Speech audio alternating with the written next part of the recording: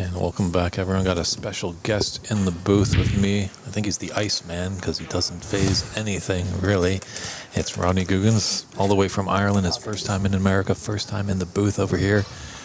Obviously, you can't have any favorites here. I know Andy's a fellow countryman, but you favor anyone in this one, Rodney? Thank you very much for having me. Probably experience Ali, but my heart says Andy.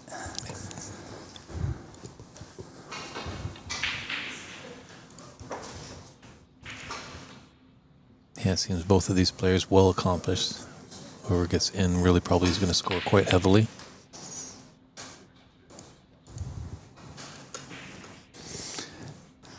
Ali won 16 months ago at IBSF World Amateur Championships. Very accomplished player of the last 15 years, I would say, going to IBSF tournaments. Have you played in any of those IBS tournaments?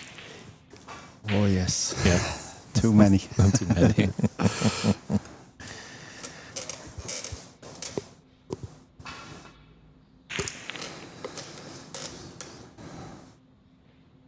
It's great safety.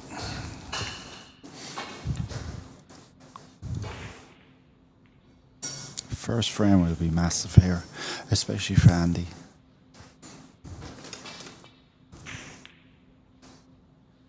Just to settle him down. He is kind of double dipping. It's a bit tough being tournament director and playing in a tournament. It's a lot to take on.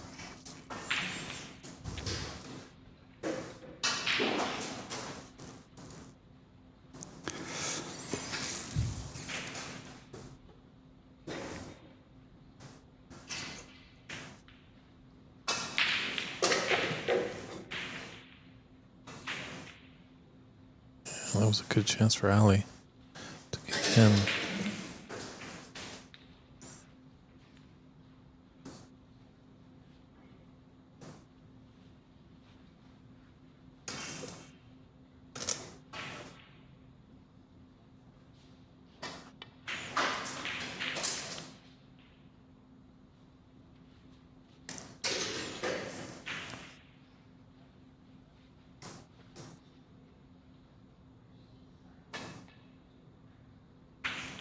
So, Rodney, we do like to ask new guests that come into the booth.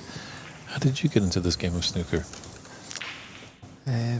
Probably watching it on television as a kid and getting a very small snooker table for Christmas. Okay. And just falling in love after maybe a few years after playing initially. Getting into all the technicalities of the game with books and magazines and taping snooker matches on VHS. Not stating yourself a little bit. You look pretty young. I'm not as young as I look.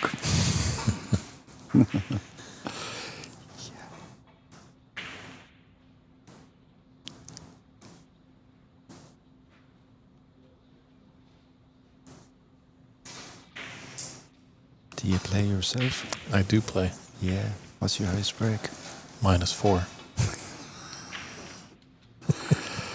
That's a fine shot there from Ali, going off the side cushion. No, right now I'm 100 off brilliance. 47.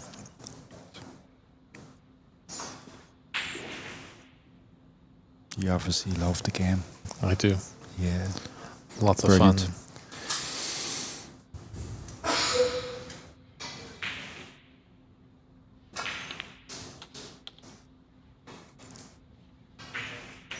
True, the world could be falling apart outside, but you always know the 6x12 table, the 22 balls. That's it, isn't it? For all the snooker lovers. Mm-hmm. It's interesting. Once it gets into your veins, it doesn't shake you. I think it's a fair assessment that you could say it's like a drug.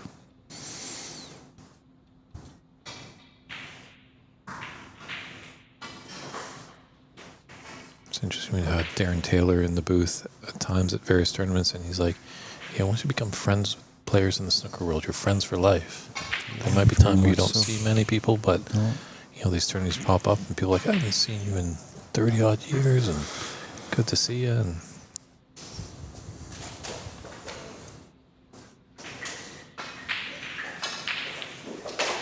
it's a great solid hit there.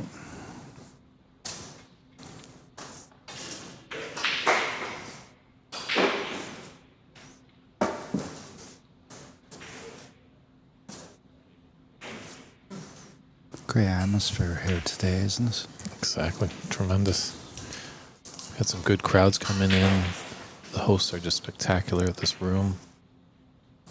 Yeah, I was blown away. I actually seen this room a couple of months ago on Andy done a little on the mobile phone, but you can never really get a grasp of it until you come. I think Christian and I, our streaming producer, in the same boat. You know, he kind of gave us a little walkthrough of the camera, and you're like, okay, there's tables there. Yeah. Obviously, sometimes some player or viewers today have been fooled. How big is this room? Because they're lined with mirrors on the walls, and it makes it look like it's double in size. It really reminds me of a snooker equivalent of Enter the Dragon, the last scene.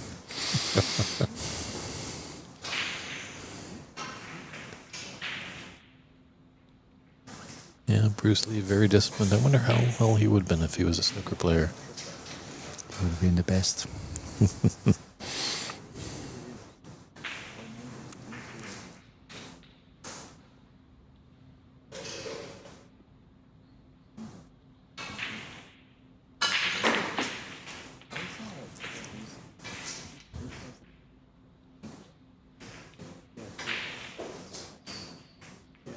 There's a good pass. Solid hit again from Ali. Be looking for a long pass up to the yellow bag here with blue.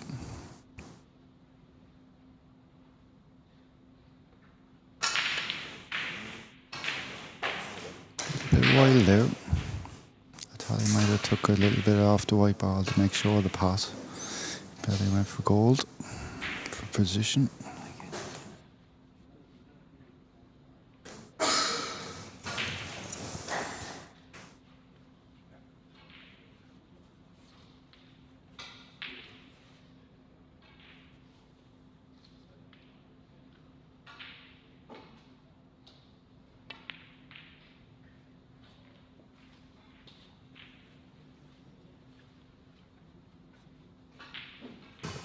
Great pot there from Andy. That's the middle bag.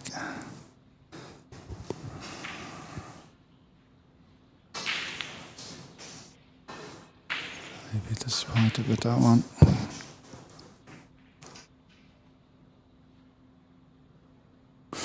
I seen Andy play 2 months ago, maybe 6 weeks ago.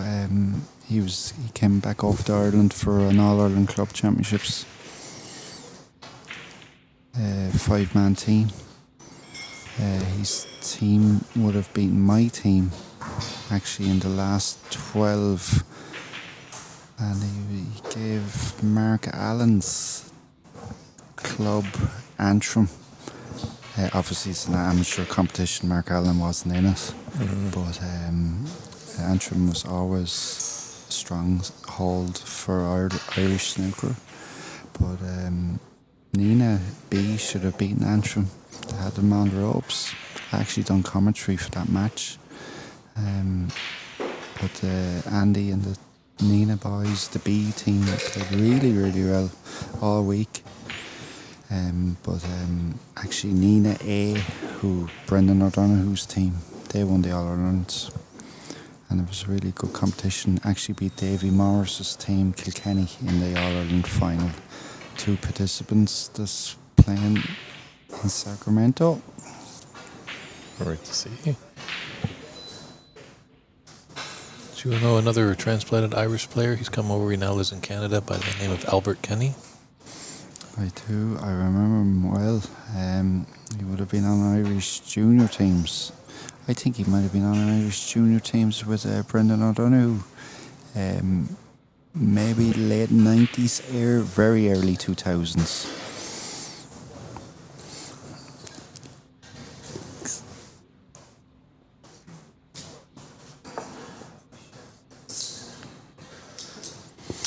part of Canada are you from? I'm from originally from Ontario, just outside of Toronto, but now I live in Vancouver. Oh, very good. Obviously in southern Ontario, in Toronto where it's located, is quite a hotbed out there for snooker just because they've got the numbers. Yeah. But there's little bits popping up here and there. Vancouver, we've got a good scene. Calgary and Alberta is building. Same with Winnipeg and Quebec. Yeah. The tough part is the travel. Yeah, yeah. You know, you have good players in various pockets, but getting from one tournament to another. So hopefully we can kind of really get some things organized. Yeah. And then Canada was, like, obviously I grew up in the 1980s. Canada was so strong. And I can remember, obviously, Kirk and Cliff and Big Bill. But I can remember Elaine Robidoux and Bob Chaperon. I can remember Bob Chaperon winning the British Open clear as day. And I can remember Elaine Robidoux was one hell of a snooker player.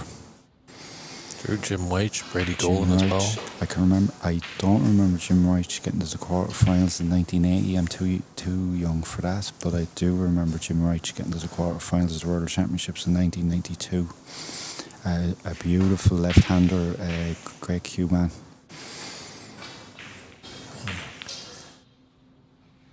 In the Australian Championship in 1982, the semi-finals were made up of Bill Werbeniuk, Cliff Thorburn, Kirk Stevens, and Doug Mountjoy. Wow. Brilliant. But they're also doing a great job here in America. It's really expanding. I used to collect a lot of snooker magazines, English snooker scene. Mm-hmm. And snooker scene always keep up to date with amateur snooker around the world, in fairness. And what the last couple of years has really evident is American snooker is on the up with tournaments. It's brilliant to see, because I've been collecting their magazines since the late 1980s, and I've never, barred American championships would get usually played, and Tom Collins would have been American representative in the World Amateurs for year in, year out. You might get one little report in maybe June, July issue about the American championships, but I don't ever remember as many snooker tournaments there is as the last maybe 2 or 3 years, be fair to say, in the United States.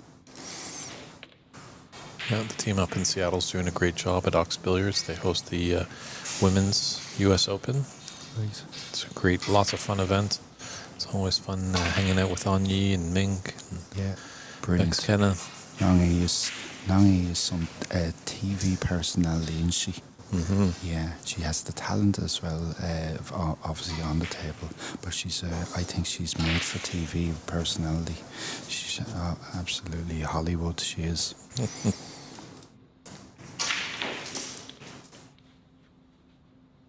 That's a great shot there from Andy.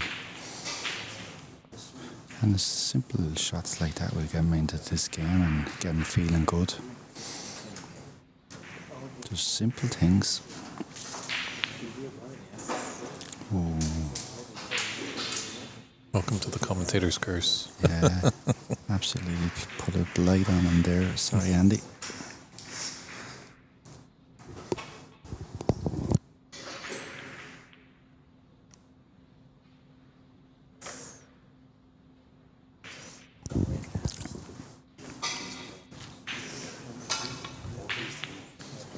No, it's great. It's absolute privilege to get an invitation to this tournament. I never thought I'd get to America in my life. Andy was trying to sell it to me within the second sentence. Andy, oh, beautiful long ball there, stunner and through. I said, Andy, you don't need to sell this to me, kid. I'm going. Oh, brilliant. We had a brilliant day on Tuesday. The three of us, myself, Brendan and Davey, went around San Francisco. Absolutely brilliant. It's a beautiful city. Oh, it's unreal. Especially if you're into films that I'm in, or, Bullet and Escape from Alcatraz. Did you make it over to the Rock? Not yet. Hopefully next week. Well, there's cars you could steal around here. Maybe you'll get thrown over there.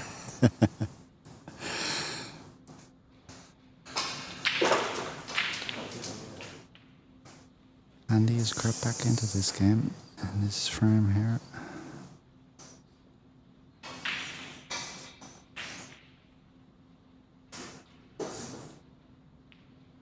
Have you any youngsters coming up from Canada? Ryan Desani just won a junior tournament that we threw in Vancouver area. 10 years old. Oh, wow. He's got no fear. That's He's great just to see. potting everything in sight. Hopefully he just keeps at it. He did tell his coach before the junior open that he wants to be world champion someday. Wow. Oh, it would be brilliant to see someone follow the footsteps of Cliff Tauburn. Absolute gentleman, Cliff Tauburn. Superstar, isn't he? True. He's just a lovely man as well. A rock star in my eyes. And I think these streams are now going to help, as you said. You know, you came about it, watching it. That's how I saw it, because it was I don't know if the Kagger guys did as pub night or something on the sports network in Canada. Yeah. And you would see 3 frames of snooker in the hour. You see maybe a century by one player, a century by another, and then a tactical frame. Yeah. It's always tough because you're like looking and you're like, this match goes to 18 frames and it's, you know, getting close to the hour. It's not going to finish. Yeah. So then they'd hook you to come back next week. Right. And that's when I saw this young Scot named Stephen Hendry. Stephen Hendry, yeah. But the big kicker for me was, I found out later in life, it was Bill Pullman, or not Bill Pullman. John Pullman. John Pullman. My apologies. That he had quite the accent. Us in Canada aren't familiar with the English twang. Yeah. So I'd be imitating him on the playground with my mates when I was a youngster to just wind them up, and we had a good chuckle about that. And now look, I'm in the booth. You're back. Can you believe it? Oh, it's amazing. Was there a kid in England that's mimicking Dave Burney? Who knows? It's amazing. I had a fair chuckle years ago when I was a youngster. I was in speech therapy for a good few years. And I was playing in the BBC Legends World Snooker Championships. So I got asked and rented the commentary box. And I said, how do a kid that used to go to speech therapy for years from Wexford end up on BBC television? Stuff for dreams.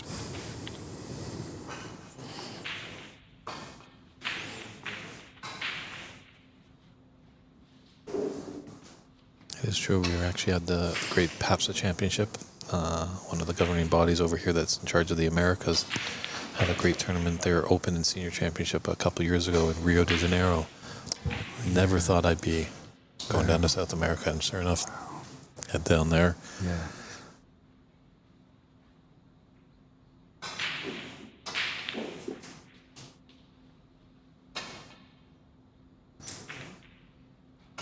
That's a great shot. That's a good positional shot. We'll need the rest. 8 ahead. This is a big ball.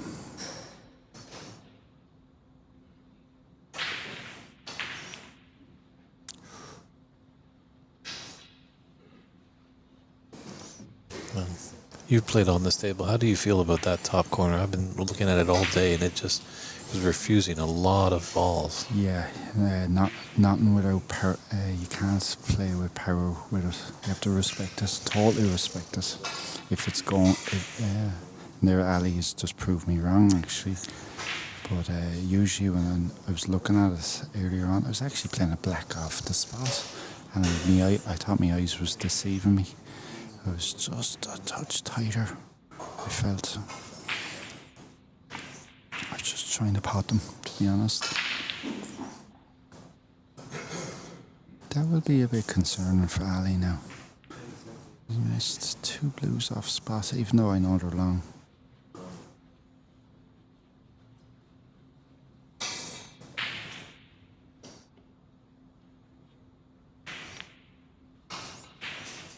When you were going back to that, I'm sorry I didn't capture the Canadian youngster's name, Ryan. Ryan Desani, yes. You put me, that sentence alone put me into a mind of a 12-year-old Kirk Stevens playing Cliff Thorburn for money. I think it was $2, and Cliff always said it was the dirtiest $2 he's ever given, he's ever taken. But Kirk demanded that he would take it. I think Cliff gave him a few points up, but Cliff beat him.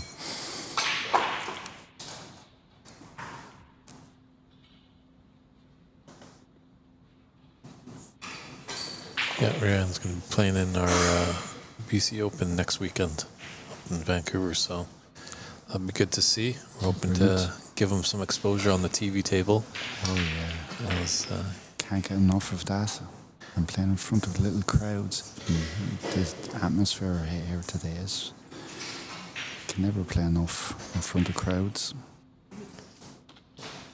Well, he's told a few people that he plays better when he knows people are watching. So I told his dad, we're going to be streaming it, so beware, the world will be watching. Yeah. So the first frame looks like it's going to Andy's. And it is. It's possession there. Good first frame. Definitely. We'll just step aside for a quick little commercial break and come back with frame 2.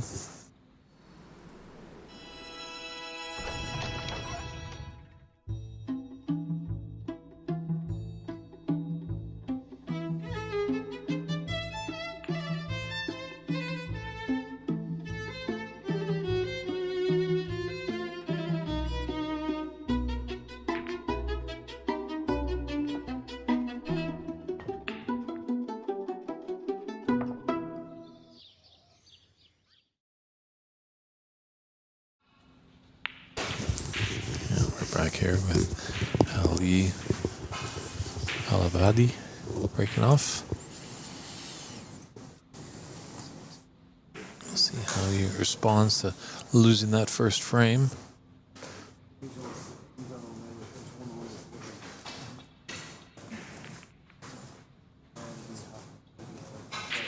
That's a great clip there from Andy. Put the pressure back on Ali.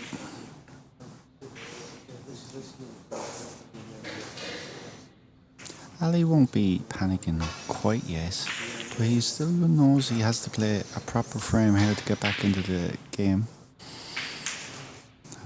That's a good reply from Ali.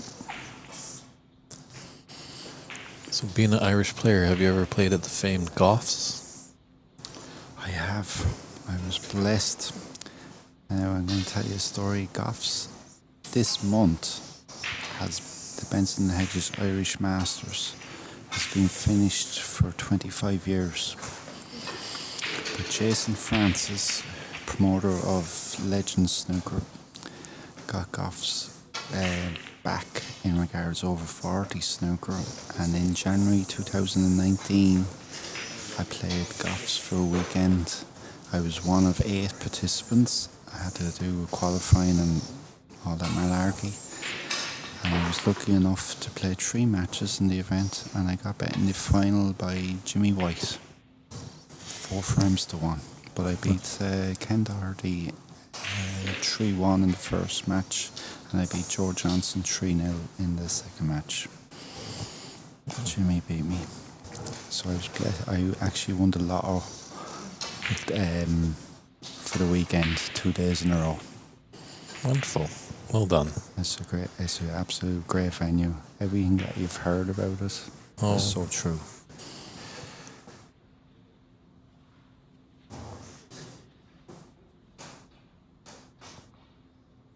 It'd be lovely to see snooker back there in a professional regard.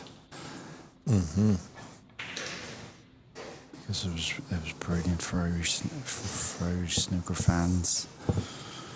And it was like, back in the day, it was a warm-up for the Crucible. It was like maybe 2 weeks before the Crucible, so that was everyone's warm-up for, regard. Even though it was only a 12-man tournament, traditionally, for the top players, that was a warm-up. Because now the World Championships is pretty much a month with all the qualifying leading up to it. Have you ever walked down those steps at the Crucible Theatre to play? Yeah, not as a professional. I played 4 World Championship qualifying round tournaments, but I never was lucky enough to qualify. But same thing again with Jason Francis and these legends. He got the over 40s World Championships legends into the Crucible a couple of years ago. And John Covert in 2020, I actually played Ken Doherty in the first round at the Crucible. And he beat me 4-3 in front of no one. And that was a very surreal atmosphere to play at the Crucible. But then last year I qualified. I won a qualifying tournament out in Jersey. And that got me to play James Watana in a little bit more packed audience. But he beat me 3 frames to 2 in the first round. Oh, unbelievable. Like, I'm not only a nice snooker player, but I'm really snooker anorak, but also a snooker fan. So to do all that stuff and walk down to Goffs and walk into Goffs and to play and walk into the Crucible and play, it's just stuff of dreams. So I'm very thankful. I'm a fair description of me. I'd be a failed professional, but I still got to venues that people can only dream of. Mm-hmm. Well, you know what they say. Amateurs do it for the love. Professionals get paid. Yeah, that's it.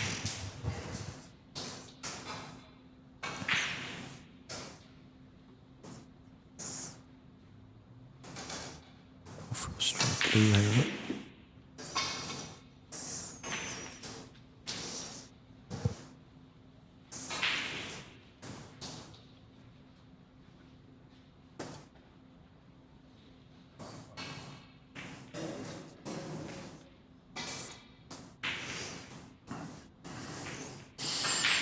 Pink and black are a little bit messed up, and the blue as well, half messed up. Oh, we got a fluke there.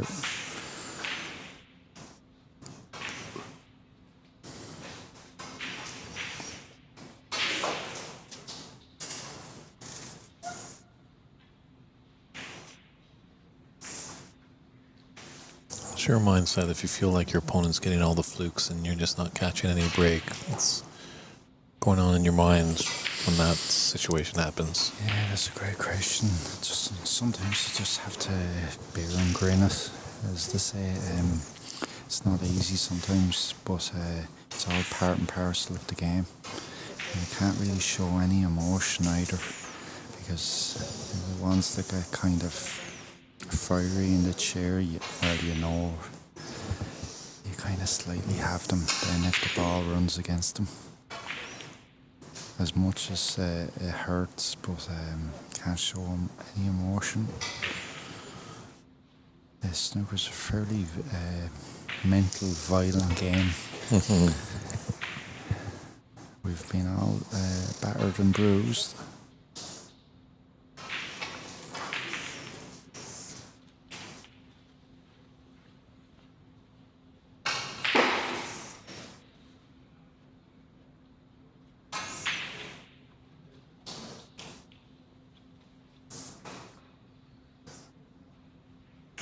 Ali will be wanting to make a statement here in these balls.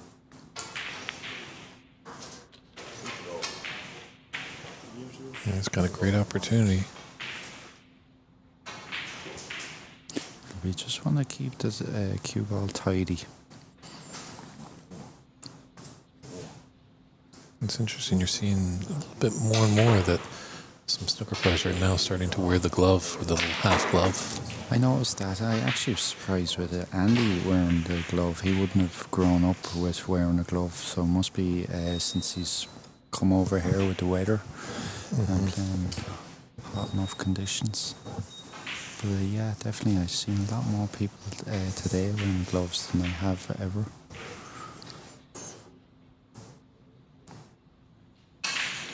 Not a bad thing, especially if you feel the cue is it.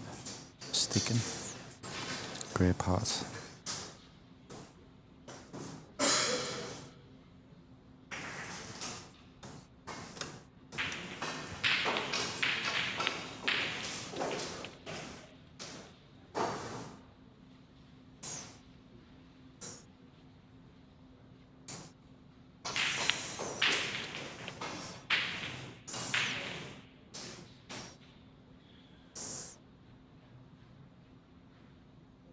He'll be disappointed with that. All the room in the world. He's bridging over a ball. Nicely played, but position a little bit out.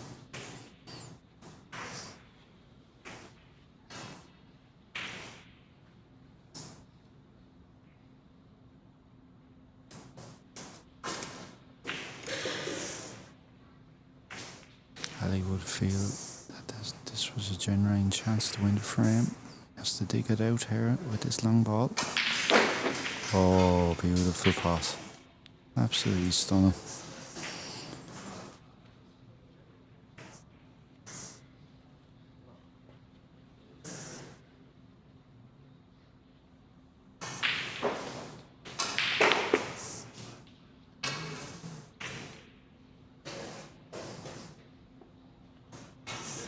He'll take that.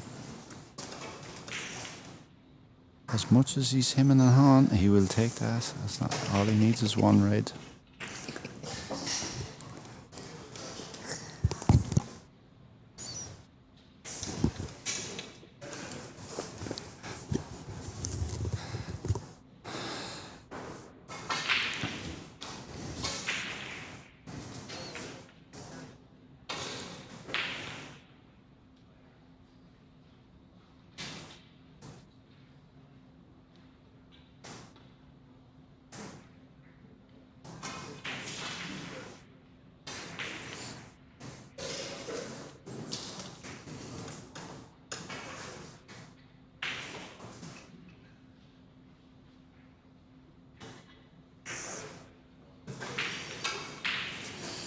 Here's the thing that's very unusual for a modern player, what Ali is doing, stretching, not using the extension.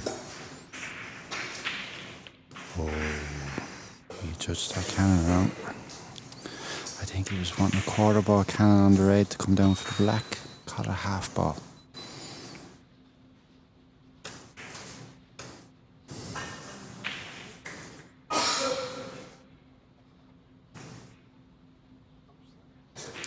He'll be wanting a good length with this white, and he could be countering him with this.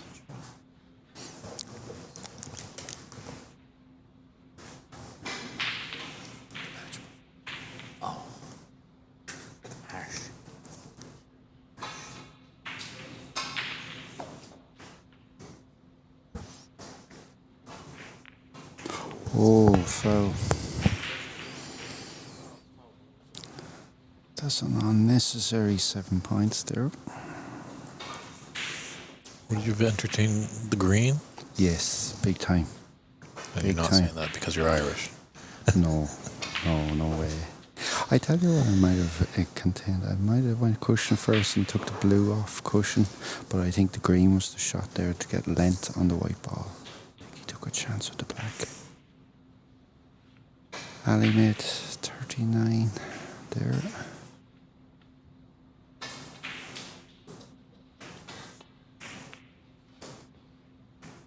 And see that safety there, that's what I thought Ali would have been more concerned about, getting that white ball to the ball cushion.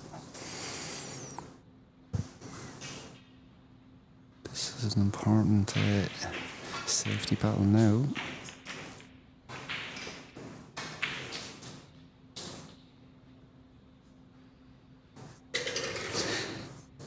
This is a strange match actually, because we know from Ireland, we know how good Andy is as a snooker player, but Ali doesn't.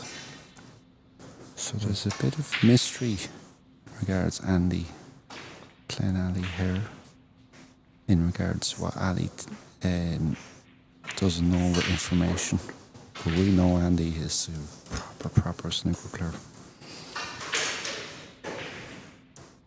Well, I can't speak for the people of Qatar, but as a Canadian, if I'm playing a snooker match against an Irish, Scottish, English, or Northern Ireland player, I kind of pick up and I'm like, they probably are all right. Great long ball there from Ali.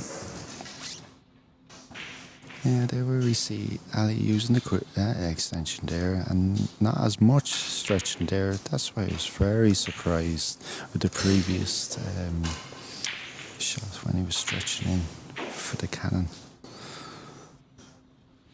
A little bit of lack of discipline, I would have thought, there on Ali's part.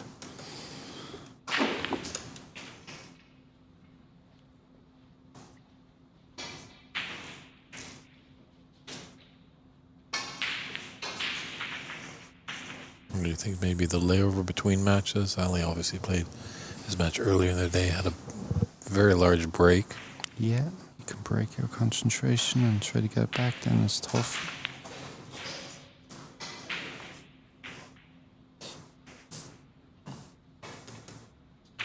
So I have not been to the Emerald Isle. But which is more popular, snooker or hurling? Oh, hurling. Oh, hurling. Oh. That's not even up for debate.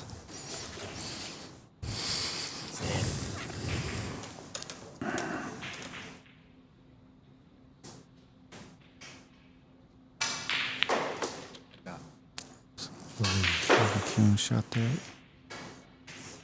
Or hurling is a religion in Ireland. It'd be like, with some counties, it would be like rugby with New Zealand. You know, it's everything. Never played hurling, but I've played a little lacrosse. All right. Yeah, very good. I was the black sheep in my family. My family was another Irish sport called handball. Okay. Yeah, popular sport, but wouldn't be anywhere as popular as what hurling is. Yeah, snooker in Ireland is probably be more of a cult following. Okay. Yeah, a little bit probably like what Canada has and America has. Certain factors, or certain sections.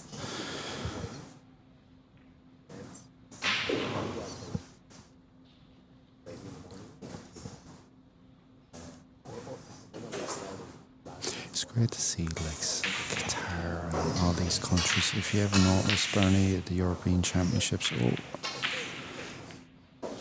he's been blessed there. He's got the running there. I think if that red was coming off, white ball in hand, yellow gave him. That was a nice kiss. It's great going back to European Championships there last week with the youngsters. Under 21s, you see a lot of new countries coming in. Well, they're not new anymore. A lot of coaching getting done. I think there's a youngster from Poland. Apologies now, I can't remember his name. He done the double with the under 16s and under 18s. I think he was going for 3 in a row at one stage with the under 21s, but he didn't win that. And he's 14, imagine. And he's collecting European Championships. And I'm nearly sure he might be playing the European men's this week. But it's great to see like Qatar and all, you know, like that was Poland and Austria coming in. You have Florian Newell getting his pro card. Great to see these countries coming in and bringing up players. You know. Snooker has definitely gone more global.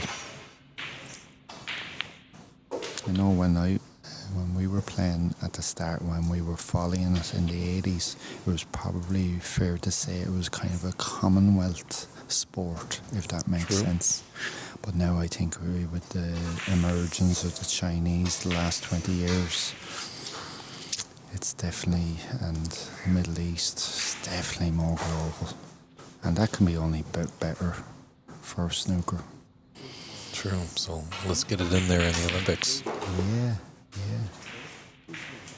Oh, imagine being in the Olympics.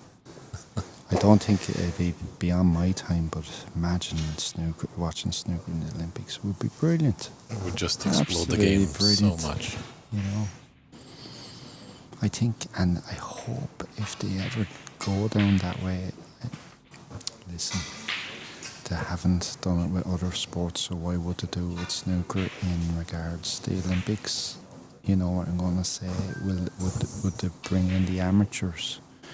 Because it would straighten up the amateur game. Like, everyone would want to go to the Olympics, you know, and it would bring up back to the national associations, you know. Mm-hmm. Everyone would be wanting to play in national tournaments then, wouldn't they? But that was careless on Ali. Careless shots there. And that was unnatural enough. So, like, listen, they haven't done it with tennis, they haven't done it with golf, with Olympics, so why would they do it with snooker? If snooker ever got in, they'd be expecting to be going in with the pros. But that's still a hearsay, isn't it? You know? Yeah, I think some people up top are definitely battling, trying to get it into the Olympics. So Yeah. they keep knocking on the door. It's eventually going to open. I think we're all sports fans, and obviously we've been sports fans, we're all Olympic fans. To have your sport as Olympics would be massive. Yeah, interesting when you're mentioning Poland doing these international events. Sometimes I've had the fortune enough to meet Daniel Halojda. I'm not sure if that name rings a bell to you. Yeah. You know, the Polish Stephen Hendry, I think, as they like to call him, because he kind of looks like the Scot. Yeah. But he was telling me there's just the talent level in Poland is immense. Oh, it's immense, yeah. It has been the last 10, 15 years. They're kind of on a gravy train. They're like looking for that one particular player. But I'm telling you, there's about 8 or 10 of them have been just below that one player maybe the last 10 years, 12 years. They're producing some fine players. You know, sometimes it just takes one to open up the door. I wonder how Finland's doing, because they had Robin Hall, who was on the circuit for a few years. Fabulous player. Absolutely fabulous player. Top 32 player. Qualifying for the Crucible. Couple of times European amateur champion, but he was just unlucky that ill health kind of cost him.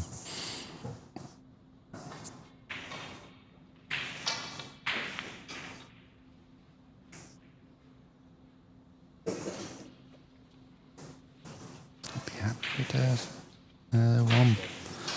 Ali won ahead in blue ball battle.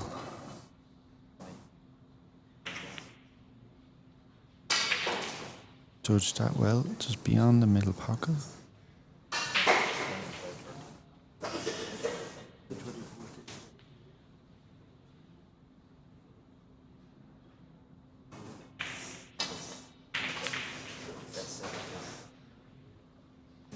He's played that well. I was interested in what he was playing there, and I just couldn't see a shot myself, but he'd be happy with that. He'd be coming off cushion, he'd be looking for full ball contact. Didn't quite catch it, but he'd be happy enough with the half ball. Oh, Squeaked out a little. Chance. Is he going into the black? It's hard to say with the angle from the camera. Oh, he's done that well. He's actually refused the pot there. Ooh.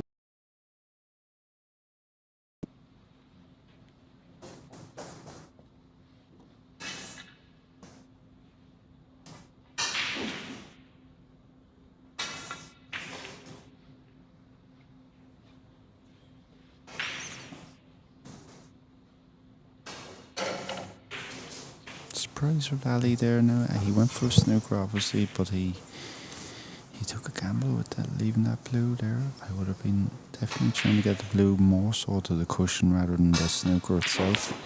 Good pot from Andy. A little bit of action on the ball as well, but it just skidded away. I actually fancy him for this pot. It's a shot he can just go through on it, and with a bit of safety in mind. But, I thought it was there. Andy McCluskey, 6 ahead, 13 on the table, 2 balls to 1.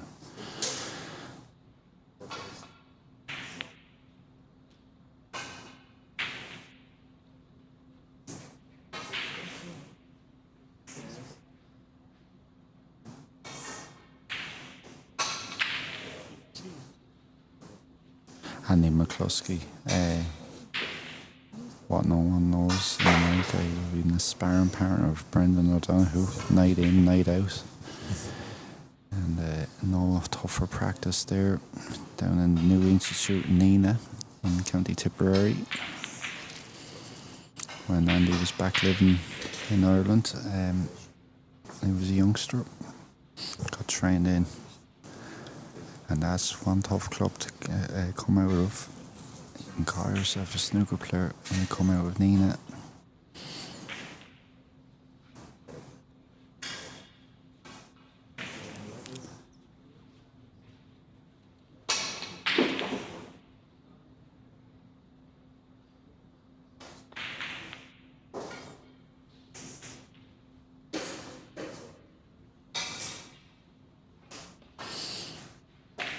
Clots are running fast, as his dash shot shows. It's true, and I don't even think, I know these rests on tables can be heated, but I don't think they have them plugged in. No, I don't think they're plugged in. Oh, Ali would be. Here's an interesting shot now, and Ali has got a snooker, but I fancy Andy to get the snooker back on Ali here. Oh.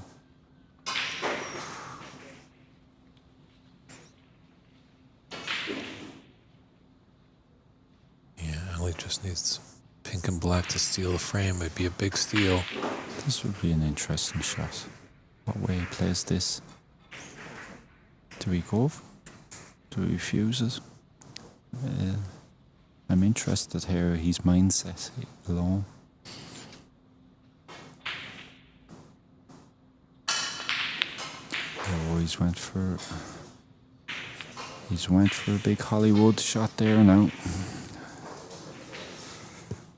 You're going to make your way down to Hollywood on this trip? No, not this trip. One good shot from Andy. Oh, he hit that well. He cued that lovely, he did. I wouldn't take back that strike.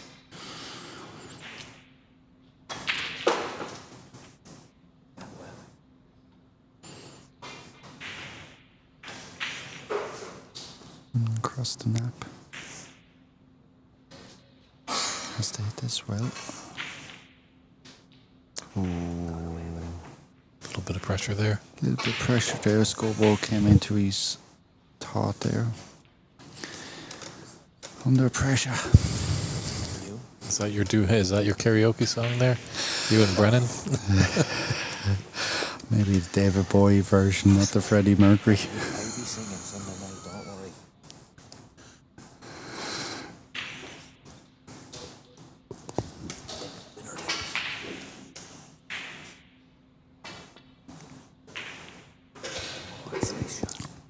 That's a lovely, that's a quirky little shot there, but it's a beautiful shot. Don't think anybody would play that. Have some shot. Great length there. Yeah, that might just be a little bit of home field advantage. Yeah. Andy living here in Sacramento. Yes, it's a great advantage knowing the tables anywhere, wherever you are.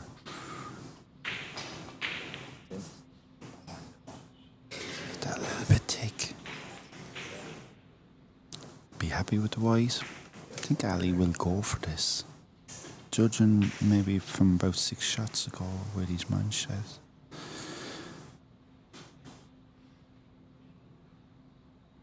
A little bit hesitant. Time shot gone down a tiny bit. No. Oh, the black is safe. He will be like a demon with himself there.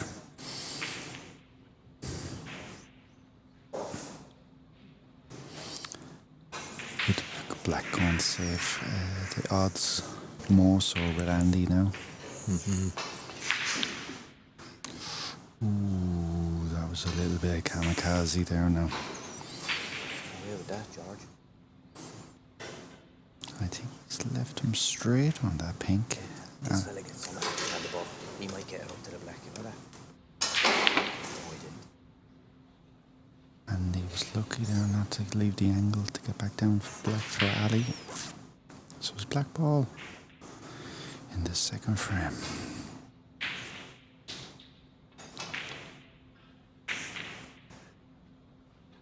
That's a good shot to the side cushion. No, that's a lovely shot. Yeah, if Ali's able to tie it one apiece, it'll be the sigh of relief. But if Andy can push ahead, lead 2-0, it's going to build up his confidence. Nice.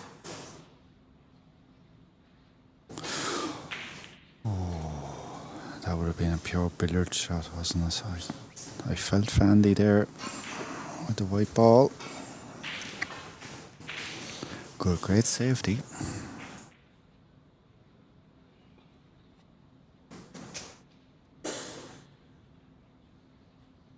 I think he might. Could be the black up through the spots here. Difficult shot. Oh, he came off that early. He's half got away with it. Taking this on, Rodney? No. No. No, I don't think so. I think this is a black around the table, smack in the face. The white ball. Oh, all hearts aflutter.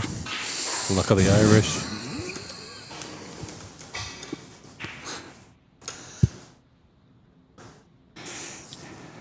He was breathing like Darth Vader there, I say.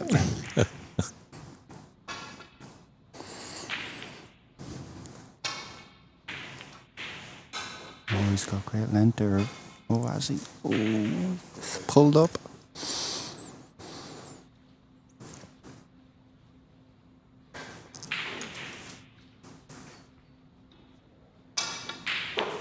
Beautiful pot. A beautiful pot. Oh, subtle pump fist there by Andy McCluskey. He takes this 2-0.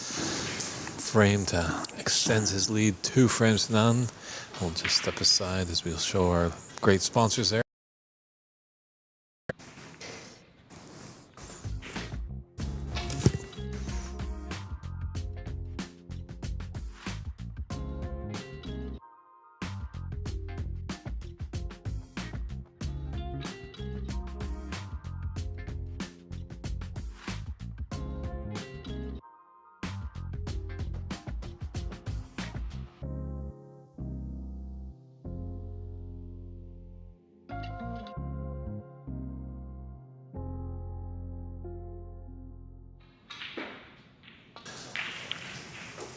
And we're back here. This exciting final match of day 1 here at the 2025 US Snooker Masters, live in Sacramento, California, the capital of this lovely state.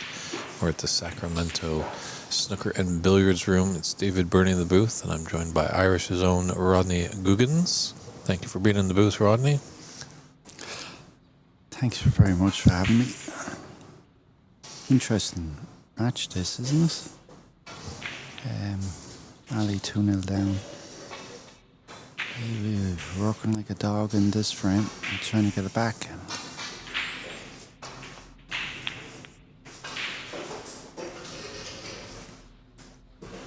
And sometimes when your back is up against the wall, that's when you really come out fighting. Yeah, and you're going to see that now in this frame. And he will have to prepare himself for this. This backlash. I'm looking at the wall.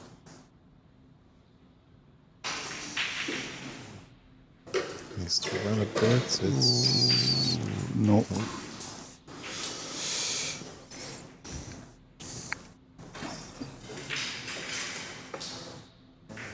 Just want to give a shout out to one of the sponsors, Irish from Tipperary, Hydrate.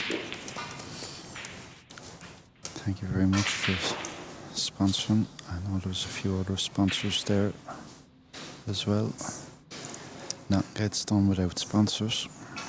True. If we didn't have our players fully hydrated, some of them might be falling over. It's been a long day. It's been a long day today, hasn't it? I think today is the longest day of the 4-day tournament, isn't it? It'd be fair to say 36 matches.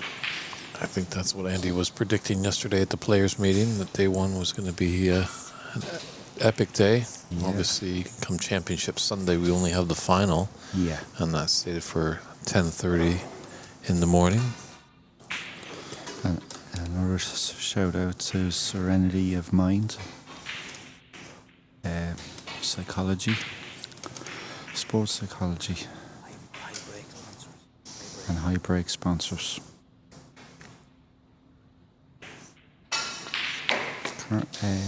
Psychology group are helping Brendan O'Donoghue at the moment. 7 times Irish amateur champion, ladies and gentlemen.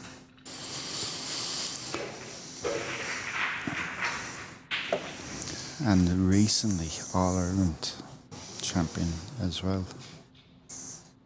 A cup that has Alexander Gordon Higgins in 1968 winning that. It's lovely to get your name on a cup with all the famous names, isn't it? True.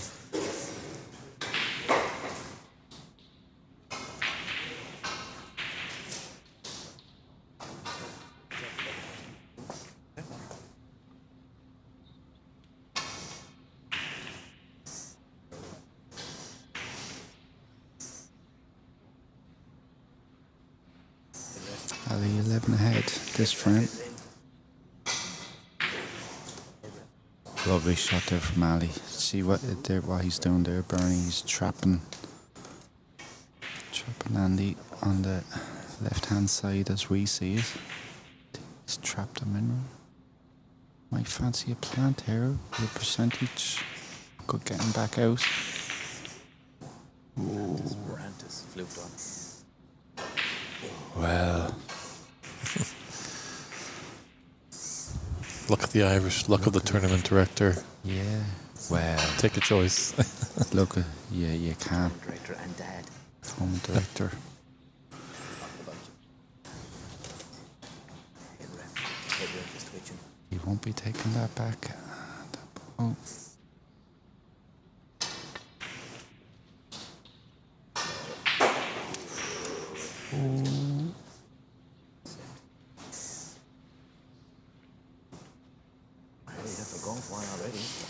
Andy has a lot of experience internationally. He would have played in Sarajevo. Okay.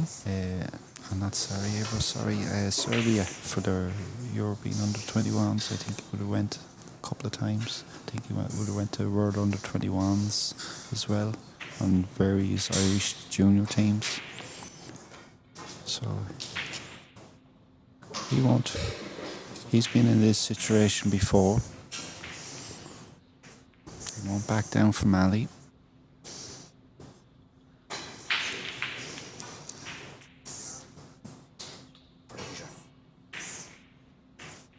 Do they have any of the programs in the schools in Ireland? The snooker or? I think certain areas are trying to get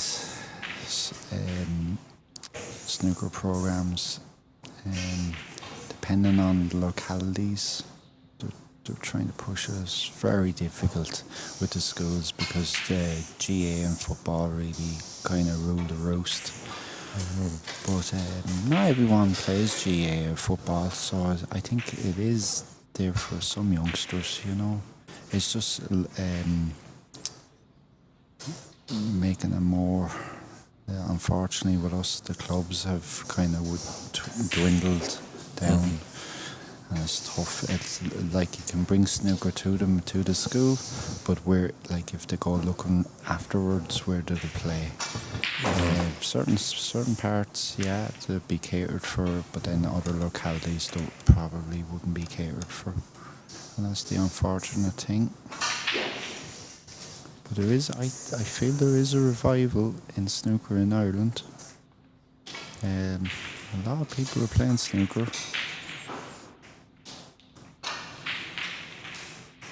I think in the Americas they're really trying to promote, family-friendly atmospheres. Yeah. Where everyone in the family can go. Yeah. I'm thinking myself in regards, you could have snooker nights as such. Not so much tournaments. Well, for the initial contact to get people back out from, people do want to get out of their houses during the evenings. And what a great chance to just have snooker nights, And if you had a kind of 4 or 5 table club, and just the whole basis of it is snooker, and if people want coaching, help them, and if people want to play a frame between themselves, that's okay too. And if people want to have a frame and have a cup of tea or a cup of coffee afterwards and a chat, that's brilliant,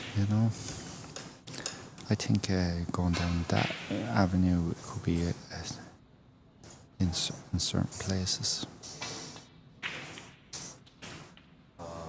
He's looking for the cannon there.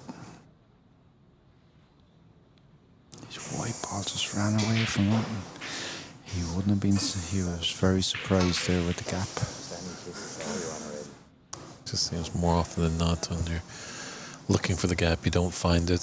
Yeah. Vice versa.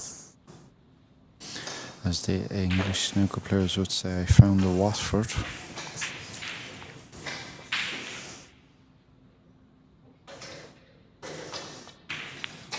Beautiful pot, absolutely beautiful pot in a blind pocket, and didn't even go over and look for the angle, just naturally found it, and he's feeling confident here.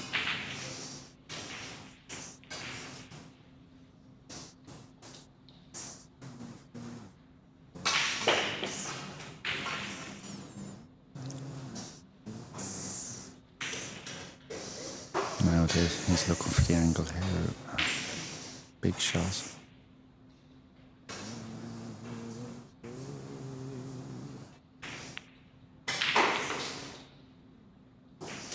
Beautiful pot. White ball just ran through, but he'd be happy enough with that leave right down the pocket. Andy on the shot and straight arm reminds me of Joe Swale. Northern Ireland snooker player. I'd be a little bit disappointed with that one.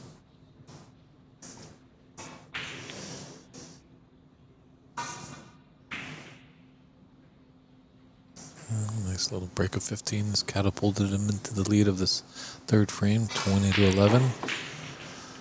We'll see how Ali responds.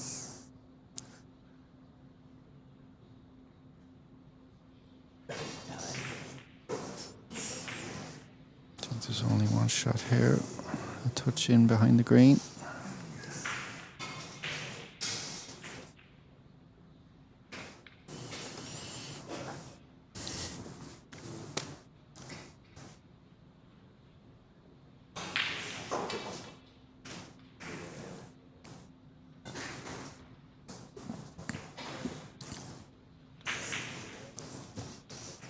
He's got to make contact, but unfortunately he's left a red out. Yeah.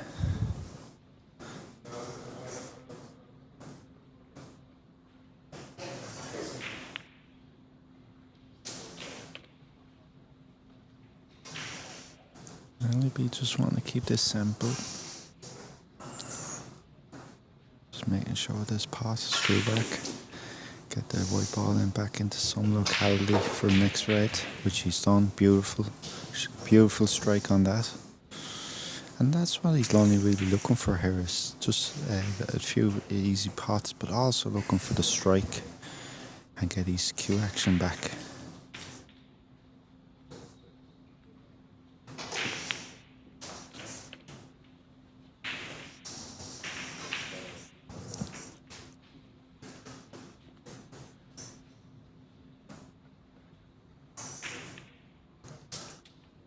Such a game of momentum. Sitting in that chair, you can't really grab anything. So You just start putting a few shots together, that confidence and momentum comes back.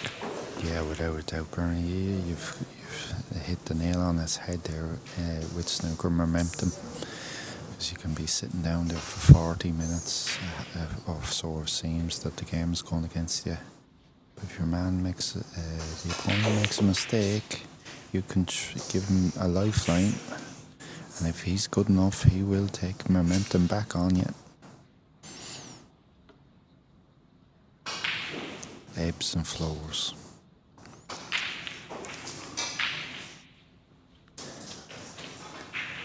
You can be falling in love for 1 minute with this game, and then absolutely it's a cruel mistress at the next minute.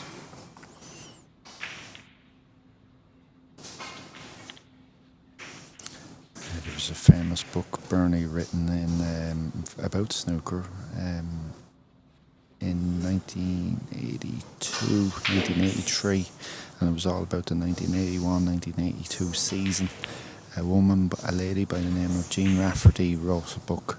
Has there ever been a better name to a snooker? The Cruel Game.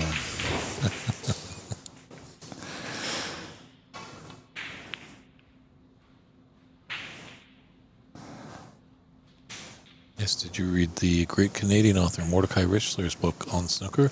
Brilliant book. Absolutely brilliant book. Came out about 2000. Mm-hmm. Yeah, very good. Very impressed with that. Great pot there from Andy. 29 points down, 28 as we speak. Colour to go to come on the last raid. That was a beautiful book, by the way. A shorthand book, really, and more so a short enough book, as I remember.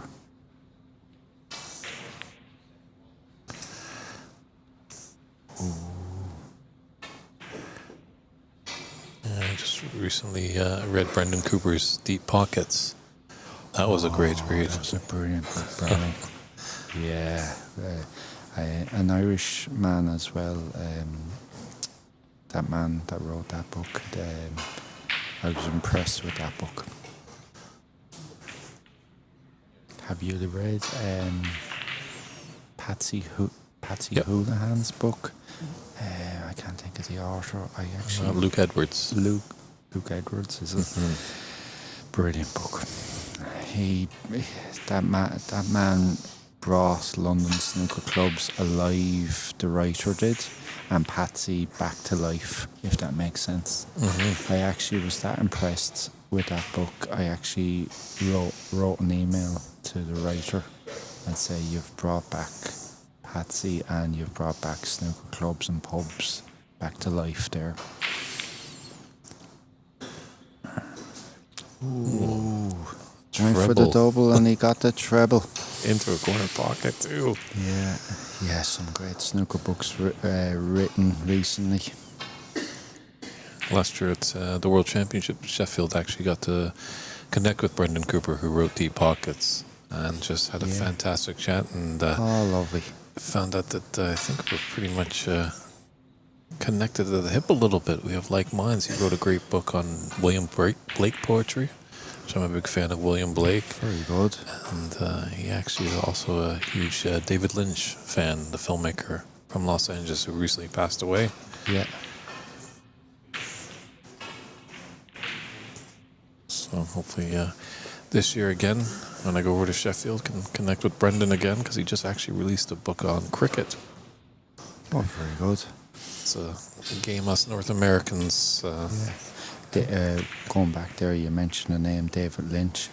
Not David Lynch of Talking Heads, though. That's David Byrne. David Byrne, should I say. Although David Lynch did have a short film, Six Figures Getting Sick, and there were 3 heads there, and at the end, he vomited something on the sculptured screen, so... Yeah.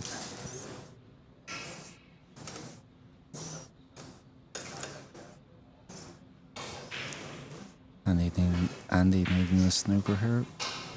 29 behind with 25 on the table.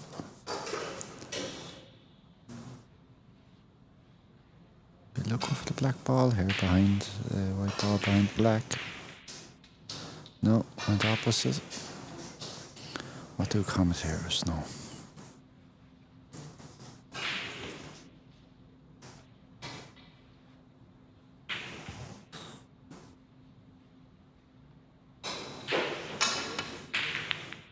Ooh.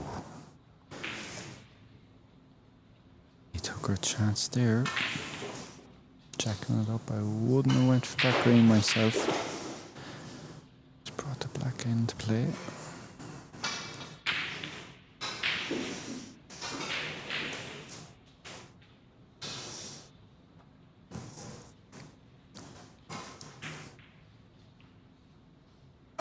Would you be a pool fan, Burney? Pool, like swimming? No. Playing pool. No. Where do you think we are? No. No time for it. No, I'm more interested in the game of snooker. Yeah. No, that's fair enough. I think, when I was a youngster, I played probably a bit more pool because some friends would, maybe their parents would have a table in their house. So it's a bit more portable. Yeah. But still, I remembered, as I alluded to earlier in this broadcast, watching it on TV, and it wasn't until about 2013 that I was up in Vancouver, and an artist that I thoroughly enjoy, the British great Brian Eno. Maybe segue there to Talking Heads. He produced a few albums. Yeah. But Brian Eno did an artist talk in Vancouver, and he mentioned all his techniques, and very interesting how he multi-tracks. Yeah. And it's very fascinating. But then he said, I'm not really an athlete, but I don't mind a game of snooker from time to time. Boom, a light bulb went up in my head. I'm like, I remember that from when I was a kid. Yeah. And here we are. Yeah. So, Very good. So Brian it's- Eno made some music in his time. Anyway, back to snooker. Rock and roll music may pause for tonight.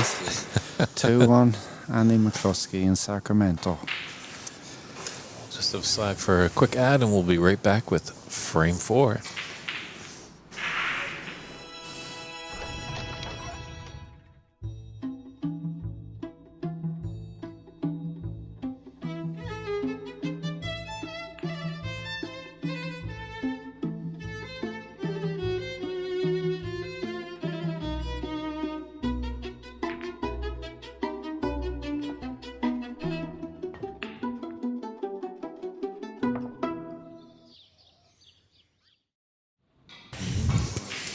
We're back here. Frame 4 quickly got underway.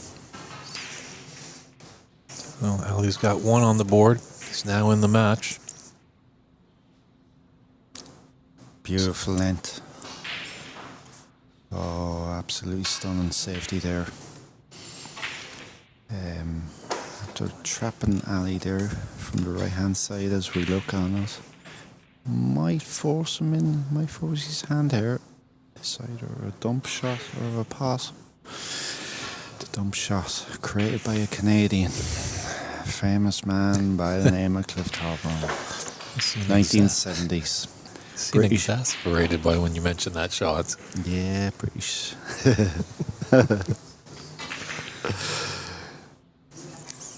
Burney, behave. Yeah, it seemingly Cliff Thorburn brought that shot in to British snooker. He also brought in, Canadians brought in Two-piece cue. half ball blue into the pack because it's a popular straight pool shot. Okay. Yeah, everyone thinks Alex Higgins or Jimmy White are perfected by Stephen Hendry, half ball blue. But no, Canadians brought that in. If you ever look at Bill Rubberneck's 1-4-2 break in 1979 against John Virgo, he screwed into the pack a couple of times, and it'd be modern day screw into the pack. All right. He wasn't holding off. What a great wealth of knowledge here. Maybe we have to stump Rodney on some trivia over here. Do you know that when Steve Davis was in the match, actually at one point, he asked for something. He asked for a calculator. Yeah, in Goffs. Okay, in Goss? Yeah. I'm thinking if there's a He more famous one. miscalculated. Oh, he asked for a sandwich in 1979 against Dennis Taylor in his debut, and all the newspapers were cracking up with him eating at the Crucible. How dare he? Yet all the other players are having the cigarettes and some lager. Yeah.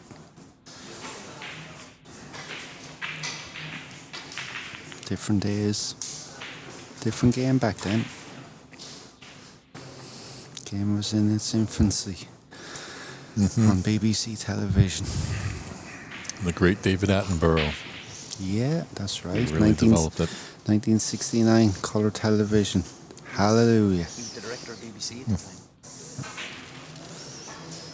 Pop Black made its way on BBC Two, 1969. They ever have talk of bringing that back? I think that would be a wonderful thing. I think it got last played, I would say, the 2006, 2007. I think the last winner was Ken Doherty. They only brought it back to kind of 8 players on a one day BBC. I don't think there's a market for it at the moment, Burney. So many, the tournament schedule has been saturated, it'd be fair to say. The pros are going every week, if not every week, every second week. Where would they play it in the calendar? I suppose they would play it in a one-off day. Does snooker need one frame? I'm not sure, to be honest. They have their shootouts, but would you play Pop Black? I don't know. In some form, you would. How do you feel about the shootouts? What's your take on it? Shootout is brilliant, but it shouldn't be a ranking points tournament. Okay. Yeah, I know, absolutely brilliant. I do think that there's a case for maybe not what is it, the rule, 15 seconds or in the shootout, and then it goes to 10 seconds. Is The it? shot clock that they The have? shot clock. But I do think there is rule maybe for 30 seconds, 35 seconds shot clock. You'll be in trouble.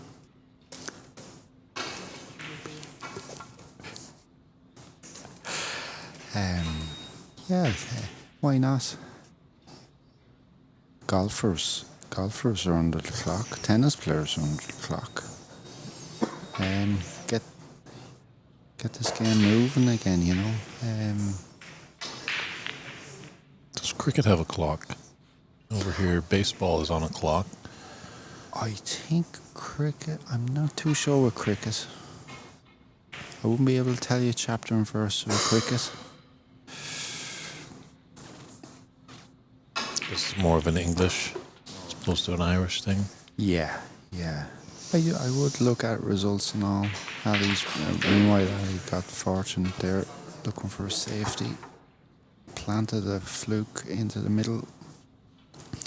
Yeah, great game, cricket. But I wouldn't be following it every day. Well, how many sports break for tea? Yeah. The thing I find frustrating with cricket, Burney, is a lot of draws because of the weather.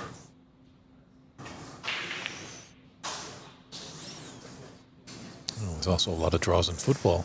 Yeah, yeah. But more entertaining.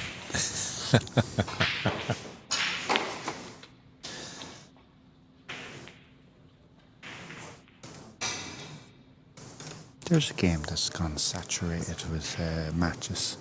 I was just talking before I came over here the last day back in Wexford.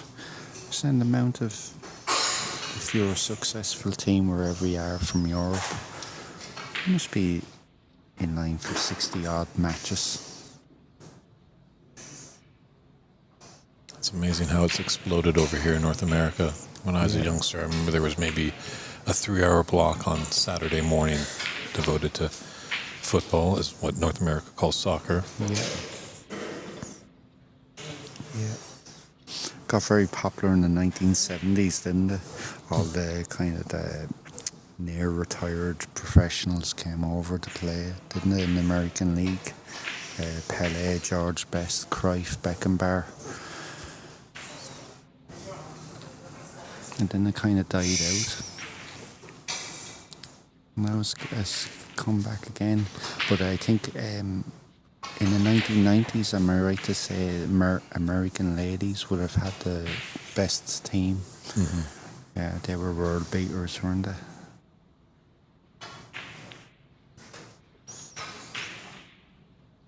I think the trouble with football, as we mentioned, over in the UK, there was a lot of violence in the 80s. Oh, it big really time. got painted ugly, and snooker slid in there and took advantage and had the boom of the 80s. Oh, big time. Have you seen, you must look at Louis Theron's The Gods of Snooker.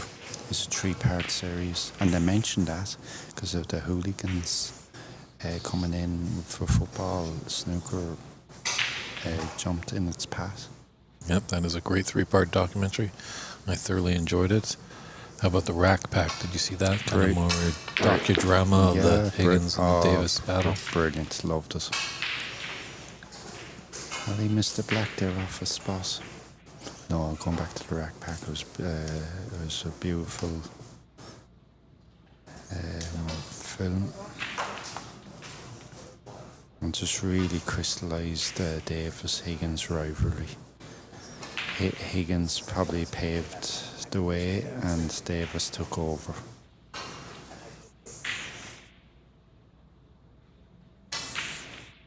You think that could be on par with the Prost-Senna rivalry of motorsports? Yeah, definitely. That Prost-Senna rivalry was deadly. From maybe 88 to 1992, that kind of thing. Prost, maybe 1991. Didn't he have a little sabbatical in 1992 because he didn't get the team that he wanted, and then went back in 1993 and raced for the Williams. Sure, I think he might have given some criticism to the team he was on, so they were like, well, maybe you can go somewhere else. Yeah. Have you seen Senna's documentary? Well, it's years old. It must be about 10 years old. It's absolutely brilliant. I thoroughly enjoyed it, and using all found footage. Yeah, some more great old footage. It's a beautiful thing what Senna said at the end of that documentary. They asked him about his greatest ever rivalry, and he was talking about an old Englishman doing karting. He says karting was brilliant at its time, learned him so much, but he was talking about the art of karting, and he says that's where it's at. What a sportsman, by the way. I think the only nearest one I can think of to this day that has that effect in motorsport has been Valentino Rossi. I don't even think Michael Schumacher had that, what Ayrton Senna had, and I know that might irk Michael Schumacher fans, because Michael Schumacher won 7 world championships and Senna only won 3. But I think Senna was more of an influencer on a lot of people. What he did for the country of Brazil, as we know, Brazil is not a well-off country, and just giving the belief in the Brazilian people, and he gave back. He created a society to help youngsters that were in trouble. Yeah, I think that country used to stop when he used to race on a Sunday. I think the only one that I've ever seen in my lifetime that have in motorsport is Rossi from Italy. He was on, I don't know if he was on par with Senna, but he was very close to Senna, and he had that personality as well. I was super talented. He was a maverick and a very excitable personality.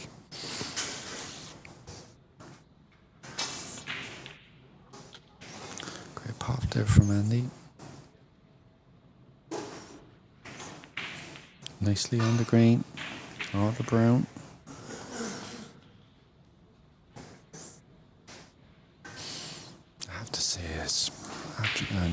said it earlier, it's brilliant just to be here and looking around, and this club is buzzing. And I think this club will be even more buzzing tomorrow and Saturday and Sunday. It's absolutely brilliant. Never in my wildest dreams did I think I'd ever be playing snooker in America a few years ago.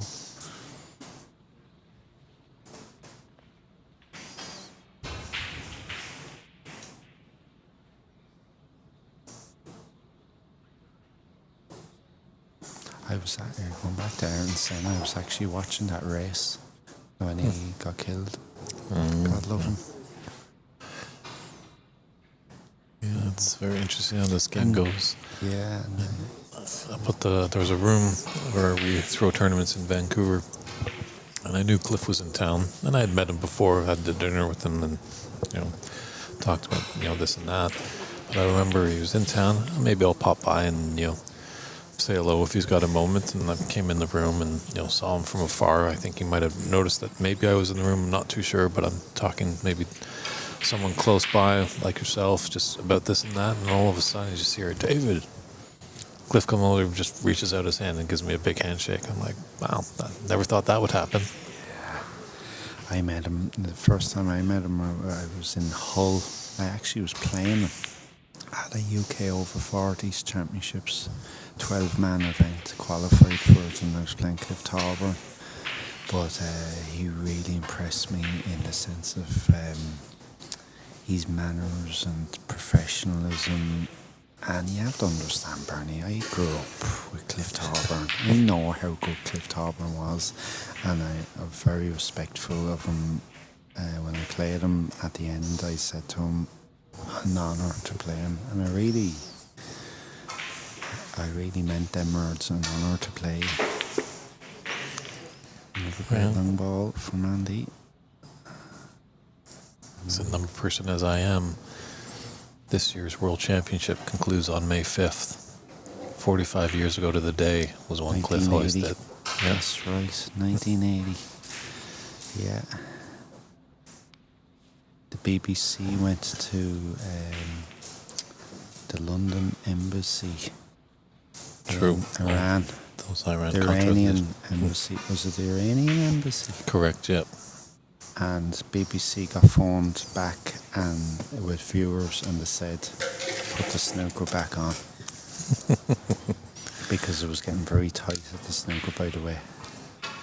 That final was 18-16 Cliff Tauber. Yeah, I believe it was tied 16. 16. And Cliff came up with a beautiful century. Like was 117? Something like that. Yeah. To make it 17-16. A few minutes ago, you were talking about snooker books there. I'd give you a good snooker book, Cliff Tauber's autobiography in 1987. Playing for Keeps? Playing for Keeps. What a book. Oh. Maybe the real life Paul Newman in The Hustler. Maybe. His early chapters in it about all the money matches when he was an amateur. Absolutely brilliant. Just traveling up and down. Brilliant. Yeah. Frightening, edgy, but brilliant. Can you believe, to hustle, Cliff would actually, at one match, he shaved off his traditional mustache. Yeah. Can you believe it? Anything for an advantage. Yeah. I say the man could tell you some stories. Yeah, but he's probably, in snooker terms, he is the nearest to Fast Eddie Felsen that we have in that class. It was amazing. Yeah, the first time I was over in Sheffield for the World Championship, Cliff was just doing a little coaching exhibition in the Winter Gardens. And there's youngsters, maybe 8, 9, 10. They know him. Yeah, there's that's Canadians great, that don't even know who Cliff Thorburn is. No way. Oh, Cliff Thorburn is a rock star.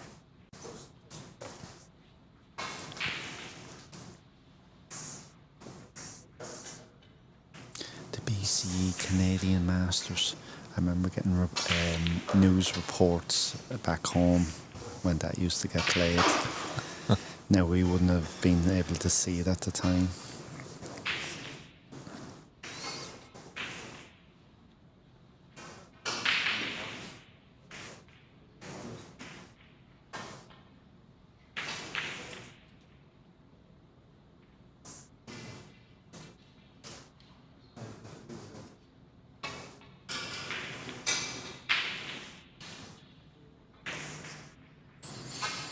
Cliff must have.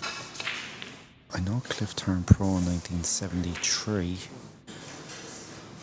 and he played Dennis Taylor in the first World Championships. It was 9-8. I'm not sure who won that game. It was 9-8 either way.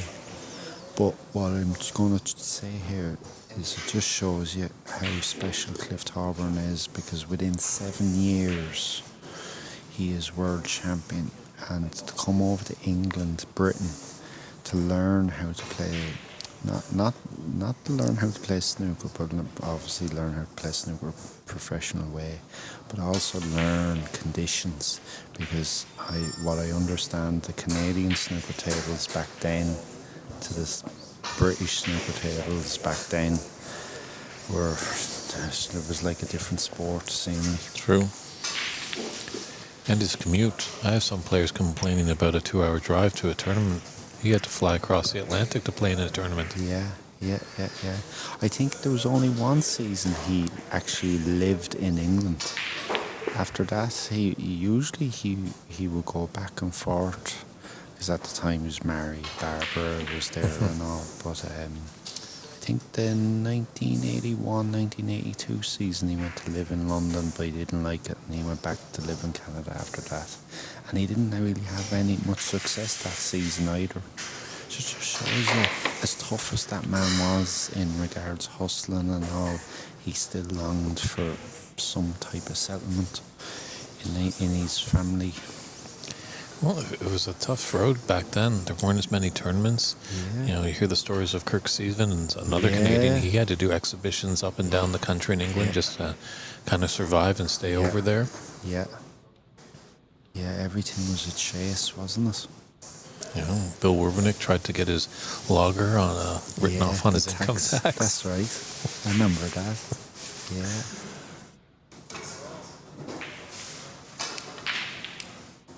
Ooh.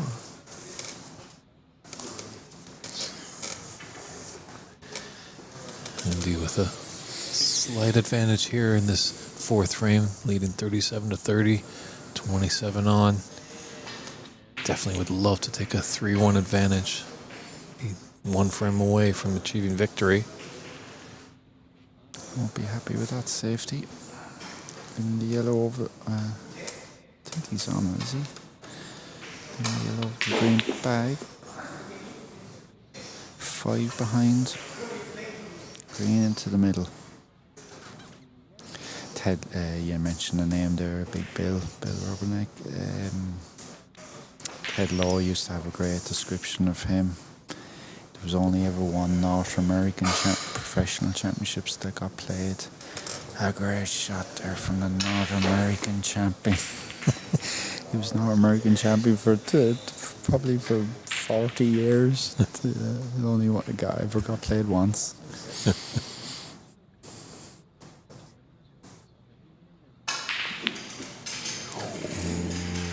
Ali's missed a few pots here tonight. Unlike him.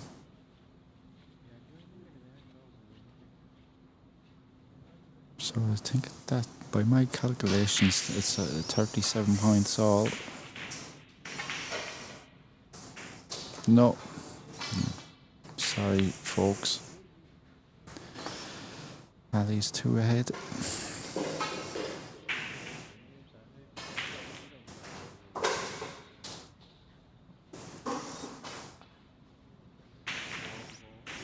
Burney, when did you start doing the commentary?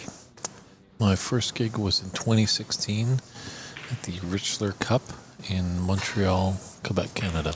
Yeah. You obviously love it. Oh, Yeah. over a place I'd rather be. Yeah. That's brilliant. I done a bit of commentary about 6 weeks ago. The All-Ireland Team Championships. We were knocked out, and I got asked, and I said, why not? Actually done a day and a bit. Loved it. Yeah, it's nice the places that we go. You know, getting to meet new people, seeing the familiar faces. It's a real. Yeah. Andy in a bit of trouble here. Needs a hit and safe. Ooh, oh, he's brought the pink out. I don't think Ali will be putting this back. Ali 8 ahead. So this blue will make a 13 ahead. And this easy pink. Now we have a game on our hands. 2 frames all. So a real nice collective.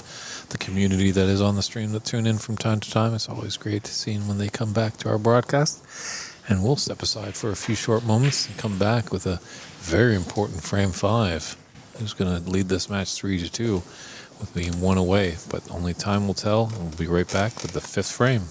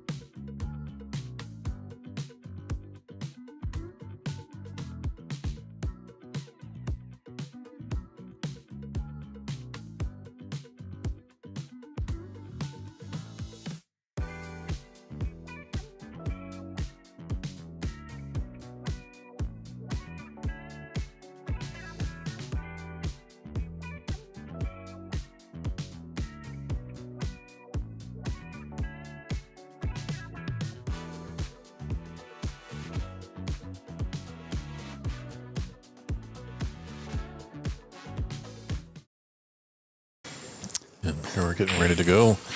There's my man Rodney right beside me. That was some Thanks, good Burney. fun. Big frame here, Burney. 2 frames all. Momentum is back with Ali.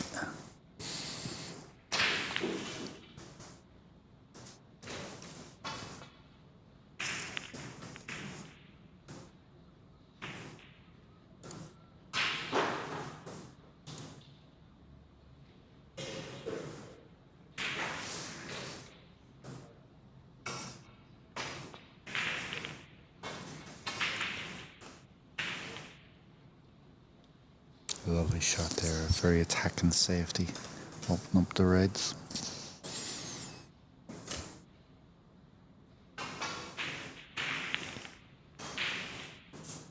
Great reply.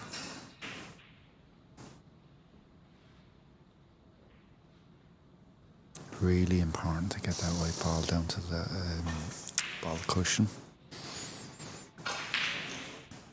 Not as tight as what he was wanting.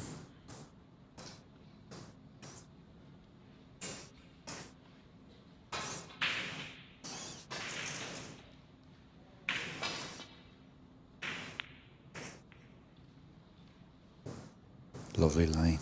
Yellow ball would be coming into play. Oh, might have had a little bit more on it.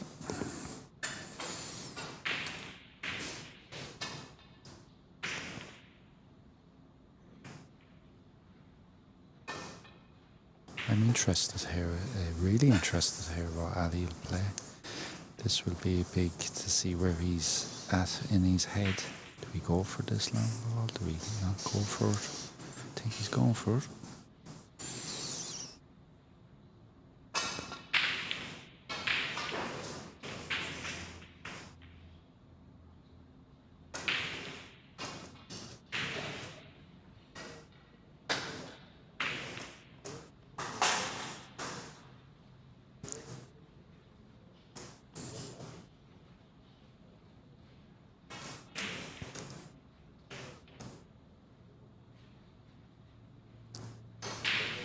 It's coming up to 11 o'clock and all the outside table is still going. Great atmosphere here tonight. Sure, if anyone's in the Sacramento area, feel free to come and pay us a visit. We're at the Sacramento Snooker and Billiards room. Lots of great sitting. Admission is free. They've always got some cool drinks and some great eats. Yeah, it's brilliant. Great to see a few spectators coming in. I think it's going to be buzzing for the weekend.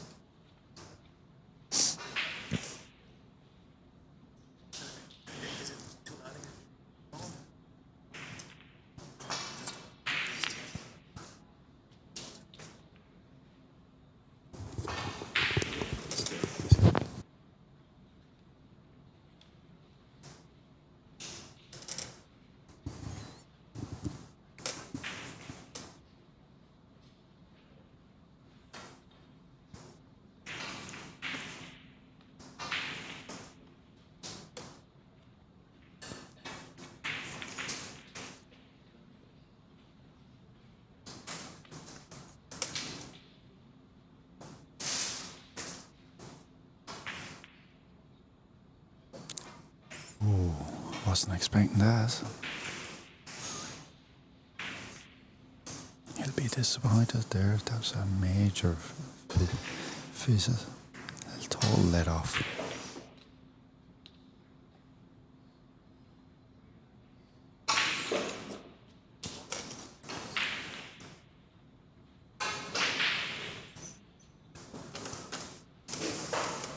I think with this, as it's getting down the wire, whoever's going to capitalize on their opponent's mistakes. Yeah, and Andy will be disappointed with that visit as well, only making one. When there was a red ball over the pocket, his white ball pulled up before the baulk line, and he tried to roll in behind the yellow.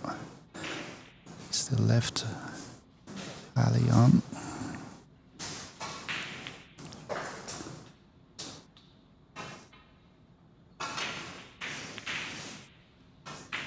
Beautiful shot there with a terrific amount of check side. He's played that very well. That may be the best shot of the night from Ali.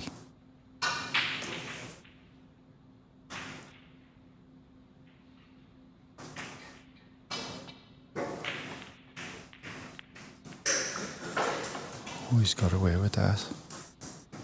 Definitely a lot of danger on the shot. Yeah.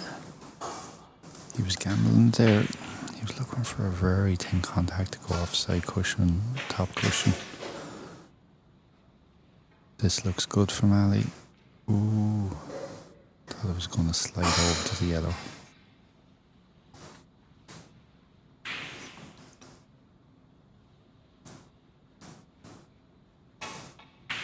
Who's your money on Burney for this match? As we've watched 4 frames, difficult to say, isn't it? He got a coin. Let's flip it. Yeah, that's it, isn't it? Who can make the less mistakes? I'm not just saying that if Andy takes this frame, but the momentum is definitely on Ali's side right now. Oh, whatever it is. So if Andy can Stop it. stop that, I think he's got a good chance, but I still wouldn't be surprised if we went to a decider. Yeah. That's a great shot there from Ali. Perfect weight.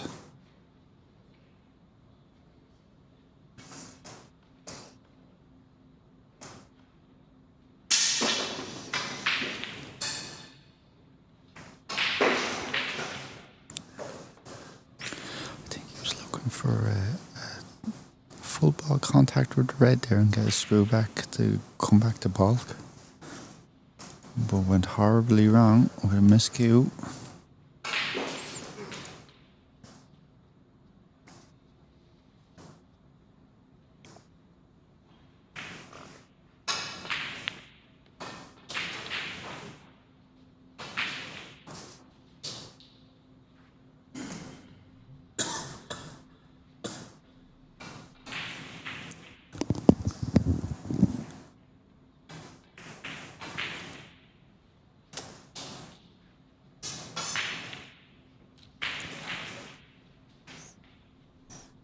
Good chance here for Ali.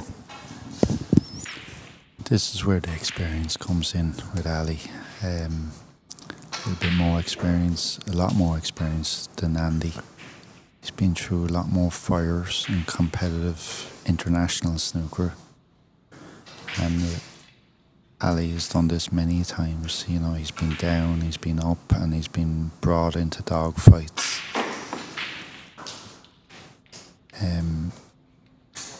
I'm sure if he's not thinking it, he should be thinking it, that he's done this a lot more times than Andy.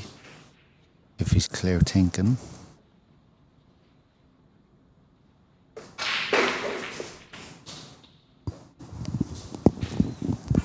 He's not impressed with that shot. I think the way his posture is, he's got a kick there.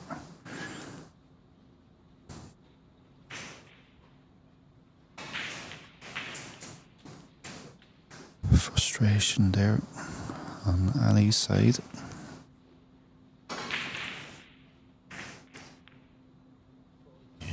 He gathered himself though and get proper safety. He hasn't been doing that much, but that's the first time he's got a very good white after a disappointing positional shot. Encouraging signs for Ali.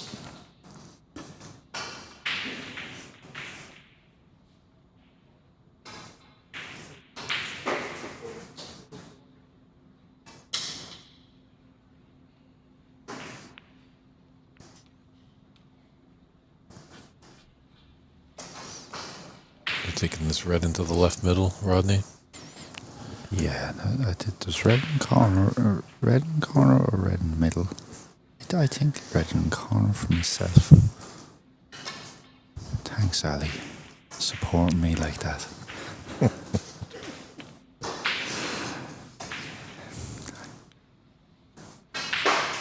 I tell you, I'm not being smart, but the reason being, you have to think. When you're playing on a strange table, the red in the middle is over 2 slates and the red in the corner is 1 slate. So I wasn't being a smart aleck there. I just felt with the 1 slate, over 1 slate is always the way to go. But it's funny because I thought you were a Gemini. Ali will be like an absolute dog. Forgive the expression. He will be fuming in that chair, missing that pink in the middle.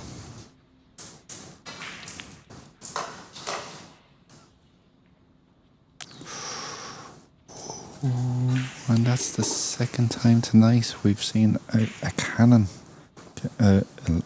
what I would deem a big cannon and coming through gaps that you wouldn't have thought that was there.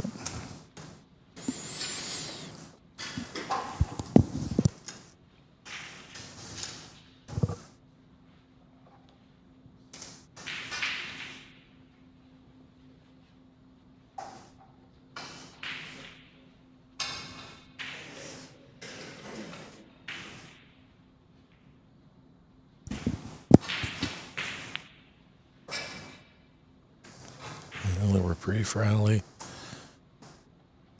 And Andy's actually left this red on into the yellow pocket.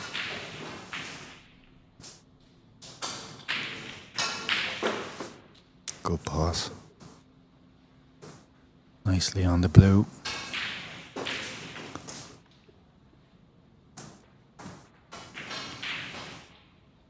Oh.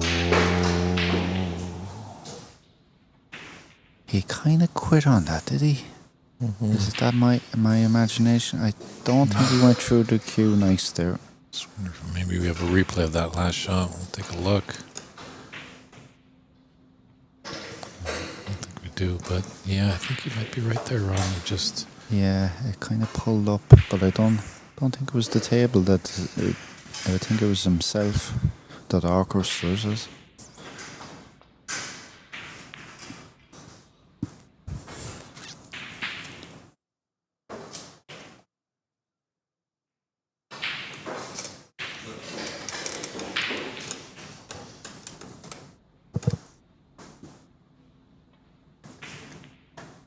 Meanwhile, Andy, I missed that foul. Sorry, folks.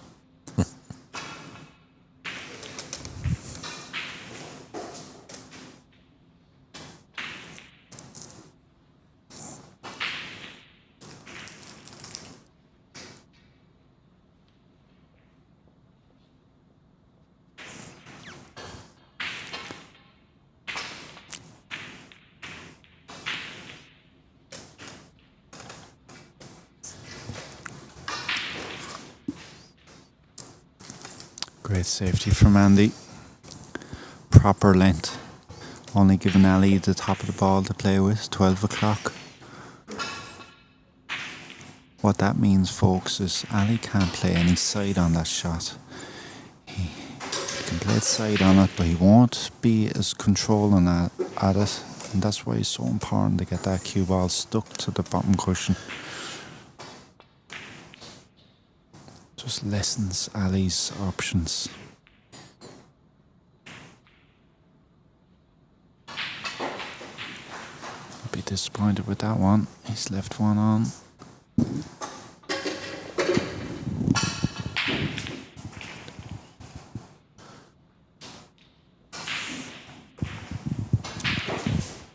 Great potter, Ali. He's potted some lovely individual pots, but he's not stringing the balls together at the moment. But that will come. Long way in this tournament yet. looks like a good opportunity. Yeah. A lot of open reds, pinks down there.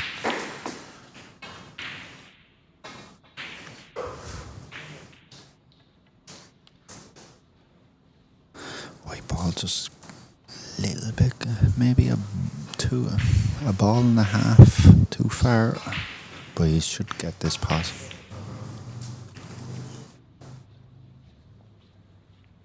And you can see there with the amount of running that he's doing with the white ball that it can go wrong. And it's more what he's looking for at the moment is that perfect position with short little stuns. And the amount of running, no one, the last couple of shots, no one can keep that white ball to premium. Not even the likes of Ronnie O'Sullivan, if you're running the white ball that much.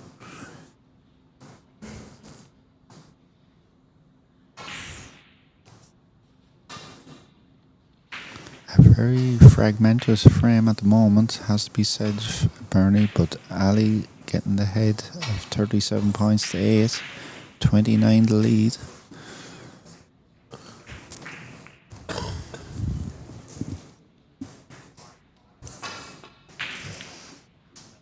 Another beautiful long ball.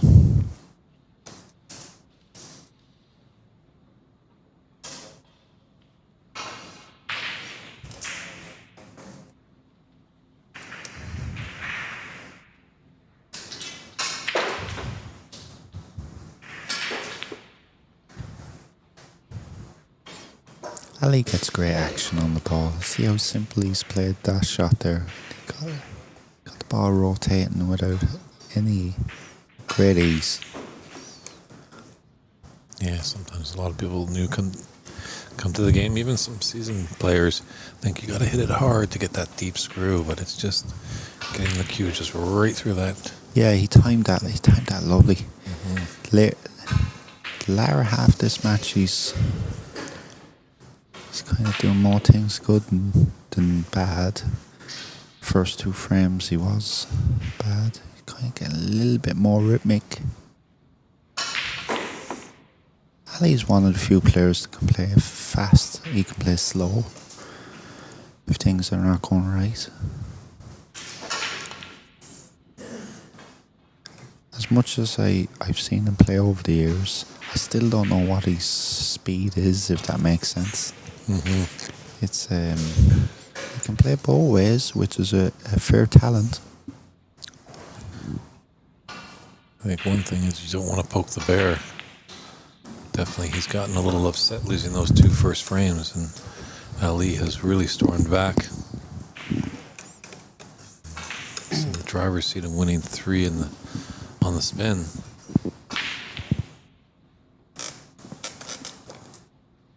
Yeah, he's 48 points to the good here.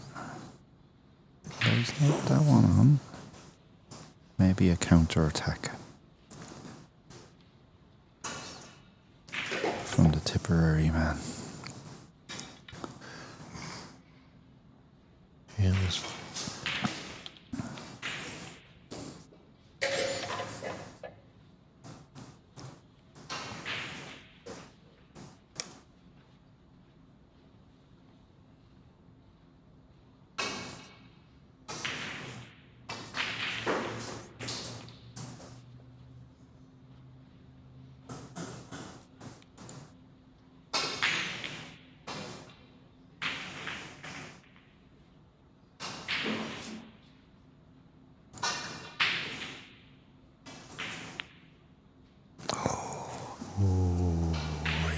disappointed with that pot. He's 41 behind, 43 on the table with 2 reds. What would have been in Andy's mind before that missed pot was he needed a pink and a black with the last 2 reds.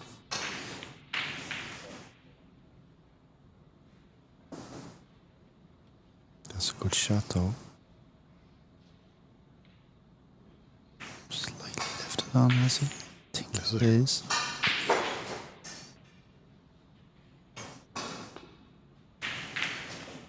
Great pot from Ali.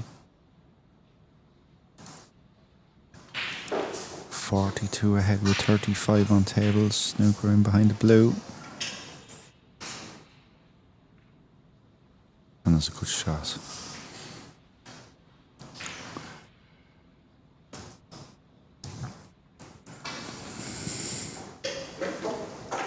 Oh, beautiful contact. Bit unlucky to leave that on.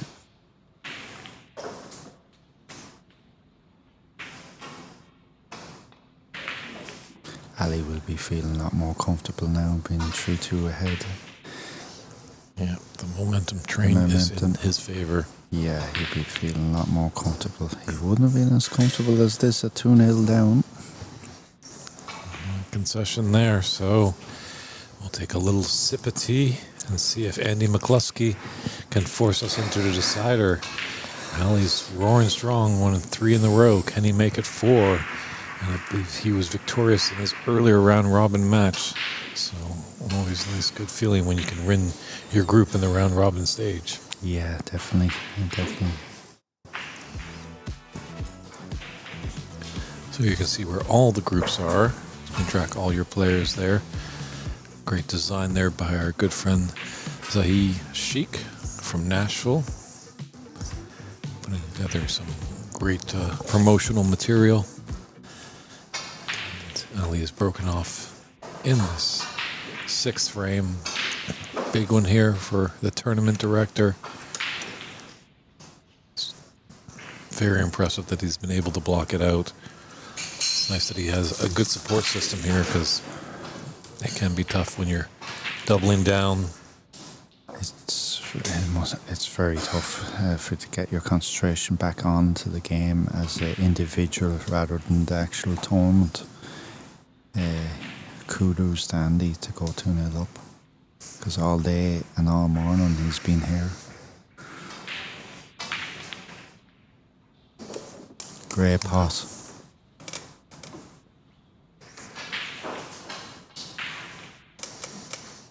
Match is not finished yet.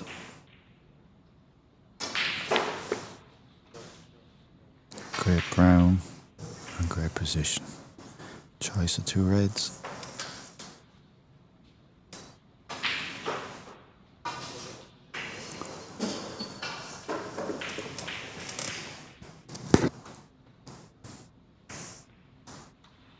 Which red are you taking, Rodney? If I had any ounce of ability like Andy had, I would think about the red by the pack. No, I think it's a more fuller hit with the extension, this red to the left hand cushion. With the other red by the pack, it's just more delicate, and you need a little bit more prop. You can go through that red proper strike, where the other one is a bit more a touch of drag inside, so it's a little bit more delicate.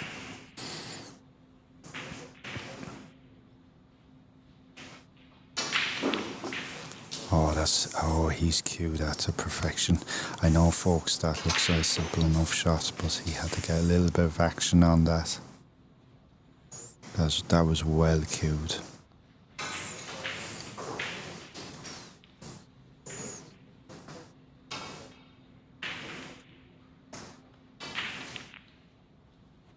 Beautiful little cannon there, nicely on the black.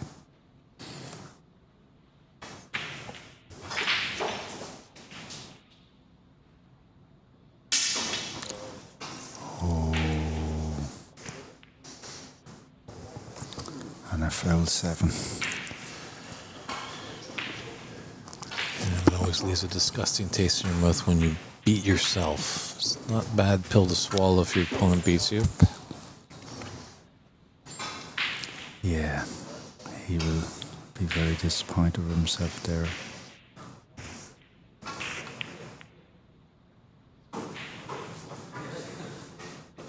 That's just one little note there, Burney, that last couple of years, a lot of players have gone to the town chalk. Anything bottom of the ball, you need to be really rubbing that chalk, that new town chalk, on the tip. You can't just lightly coat the surface. You see a little bit more miscues with it. It's just players need to gather a little bit, need to figure out if you're going 6 o'clock on that shot, they need to rub that chalk onto that tip and not just 1 or 2 goes, maybe 3 or 4 goes with the chalk. Just my own personal thing there. And talking about 6 o'clock, obviously that's to create a good draw shot. Yeah. Question for you, Andy.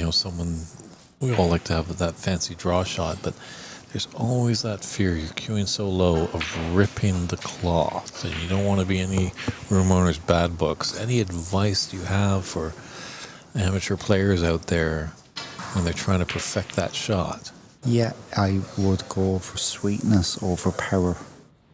And another big thing I see with a lot of kind of, let's say, novice players when they can't bring back the ball is they're not going through the shot. They might hit at the ball, but they're not going through the ball. And going through the ball gets that backspin back.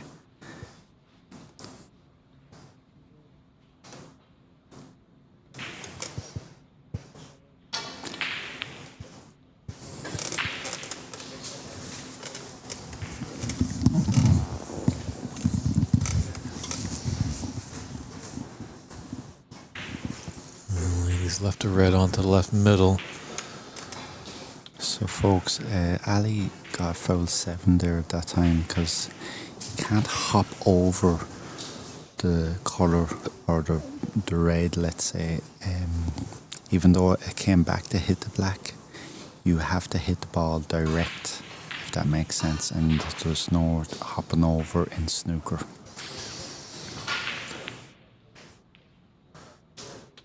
Good pawn the blue. That is a good question for the chat room. Why is a jump shot illegal in snooker? Yeah, I'm not sure. The powers to be back 100 years ago made it illegal in the game.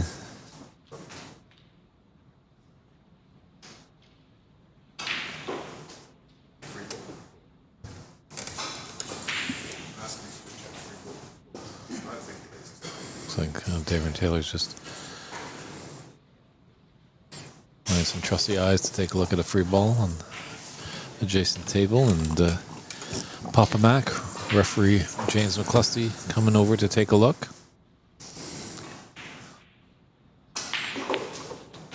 Good pop there from Ali. Slowly getting that black out and back into play. Made the extension again, I feel.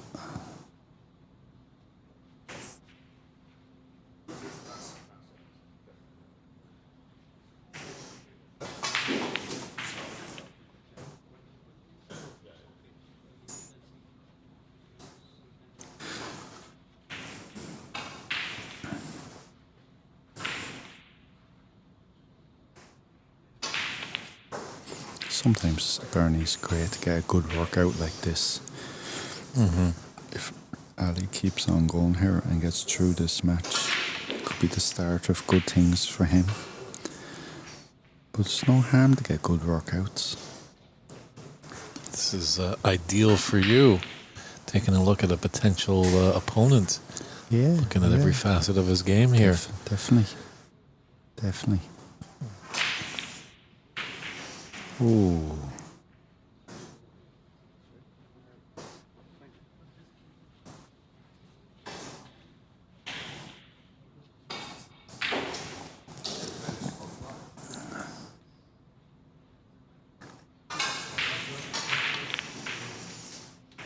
Oh man, we've seen that all day, that top that corner rattled. pocket rattle and Yes. not accept the ball, so Yeah. a little home field advantage there.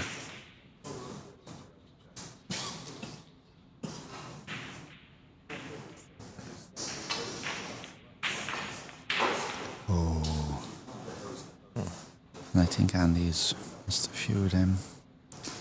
He'll be disappointed if this match don't go into the 7th frame.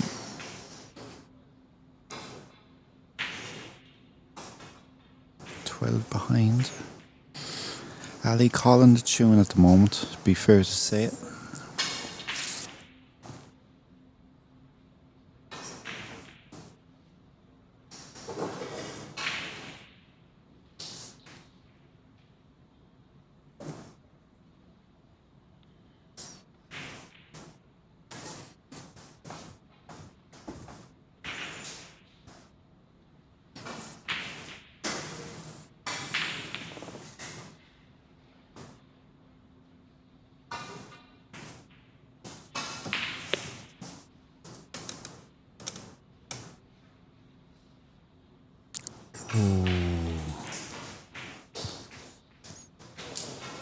That's quite hurtful.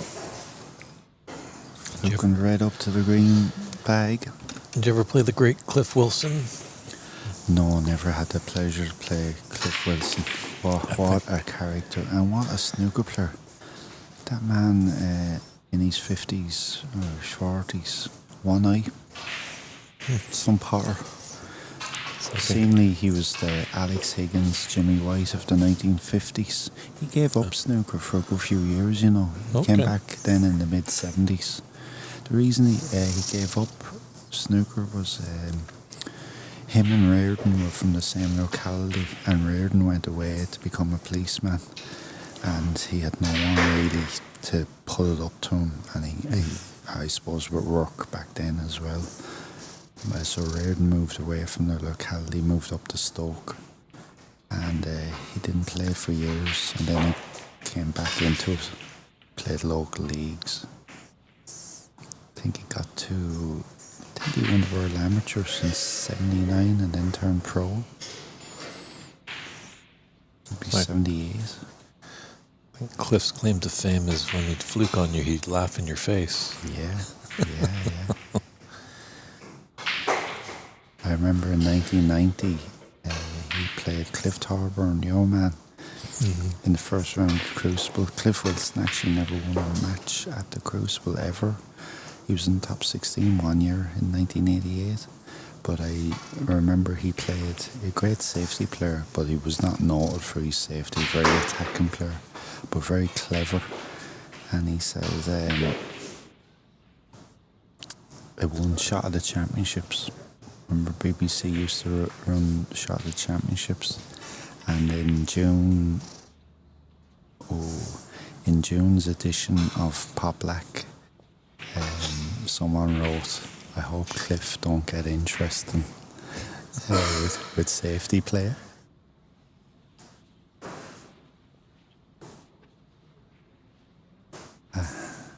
Ali is controlling this frame now. That's a great white ball. Has Andy in massive trouble here. Really has to respond with a pot or a decent safety. So important to get that cue ball underneath a cushion.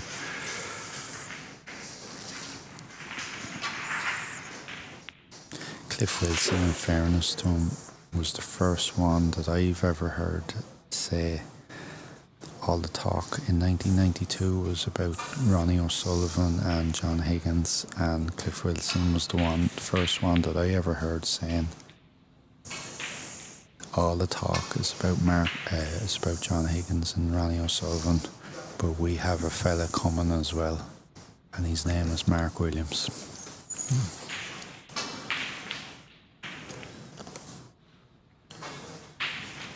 And he's in.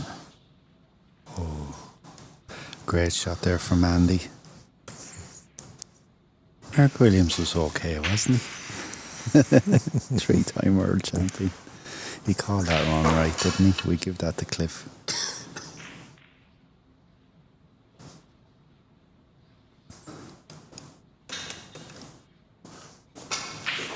Thank you very much for the invite for the commentary, by the way, Burney. No problem. It's been a delight having you. Appreciate your insights. Absolute pleasure. And to you be commentating. You're a cultured man. You know a few of my references, so I much appreciate that. Oh, another fluke. Did you really want to put him back, Andy? Yeah, there's been a few flukes in this match.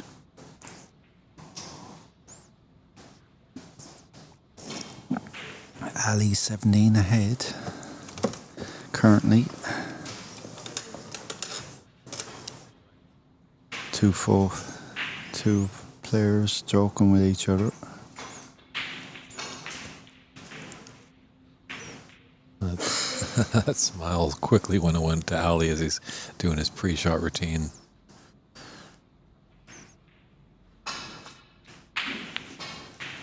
Surprised with Ali going for that black. That wasn't a gimme, even though it looked like for the folks at home, that looked an easy shot. It was far from easy because he was bringing the white ball back into the danger area. One good shot from Andy. This match is back on. 2 loose reds. Yeah, I think the screens kind of shrink the table a little bit, not realizing that Ali had about 10 feet of table to travel. Yeah. And anything can happen in that journey. Yeah. Now, if Andy was thinking here, he could bring out that red at the side cushion, but he doesn't want to take the chance of losing the white ball, so I don't blame him to keep it simple. Needs to run a bit. He's going to be going away from this loose red here by playing green. He'll pot it alright, but he won't have to control with the white ball. Oh, he got a lovely cannon there. I thought the way I was looking at that camera there, I I thought he was going away from the shot. Lovely cannon.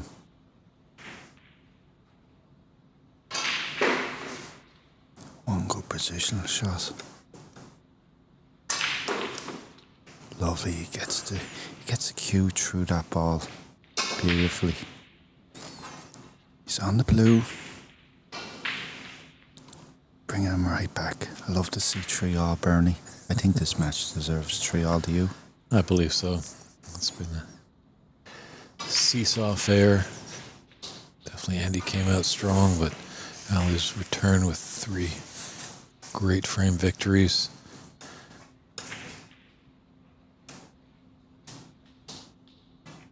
But as we see, Oh, that's a lovely shot. Oh, he did.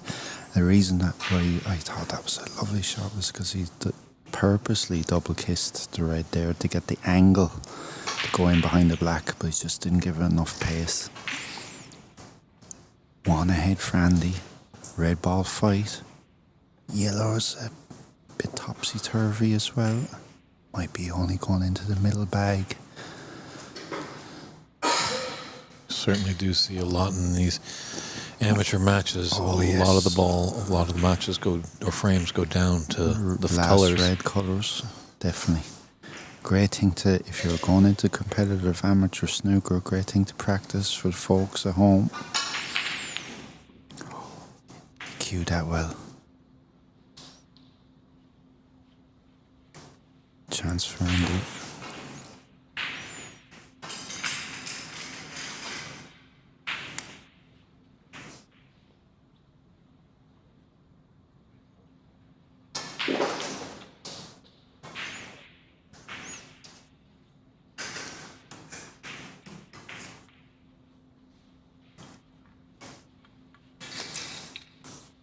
Snooker equipment has really come on a lot, hasn't it?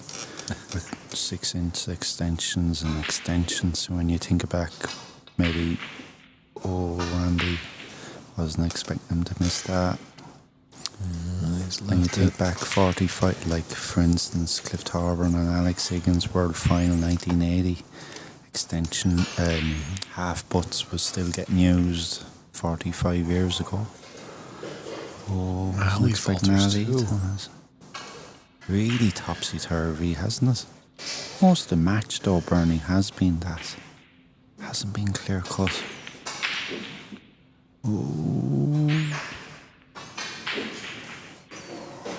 And he will be relieved that that white ball cannon that green there. Is he on the brown? Think he's playing brown. If he's on the brown.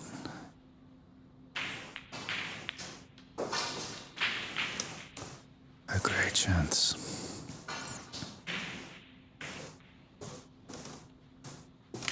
One good positional shot. I think, Burney, we have 3-all coming. It looks like it. You're stuck with me for another few minutes.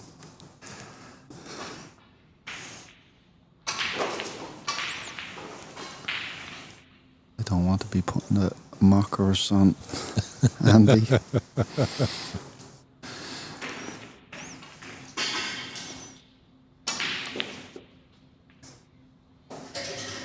Just overhit that. Mightily overhit that, maybe by about 2 foot, 3 foot. I think a little adrenaline was pumping through his veins there. You know what happens there? You're just wanting to give it a good strike, and you cream it into of a super strike. Still think he pot this though. Think he can go at it into the middle bag. No, went into the corner. I think that's on, is it? Oh, into the blind bag. It's thin. Certainly is thin. Ali will need 3 of them. One go pot though,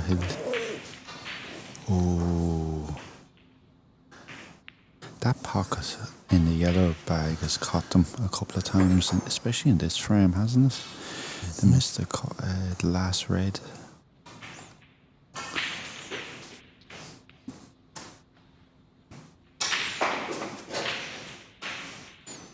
Andy 11 ahead. 18 on the table. 18 on the table. One good safety shot.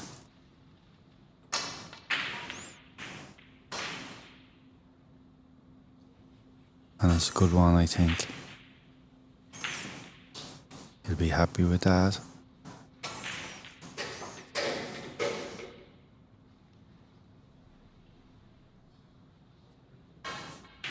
I think he's looking. I think this is on. He's looking to go. I think he's going twice up and down the table here to get position for the pink. No. It's just the way he was looking at the angle. Oh, great pot.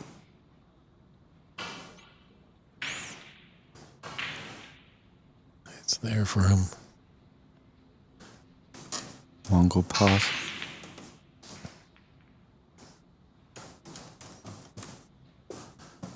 It's pink and black for the match. Not easy.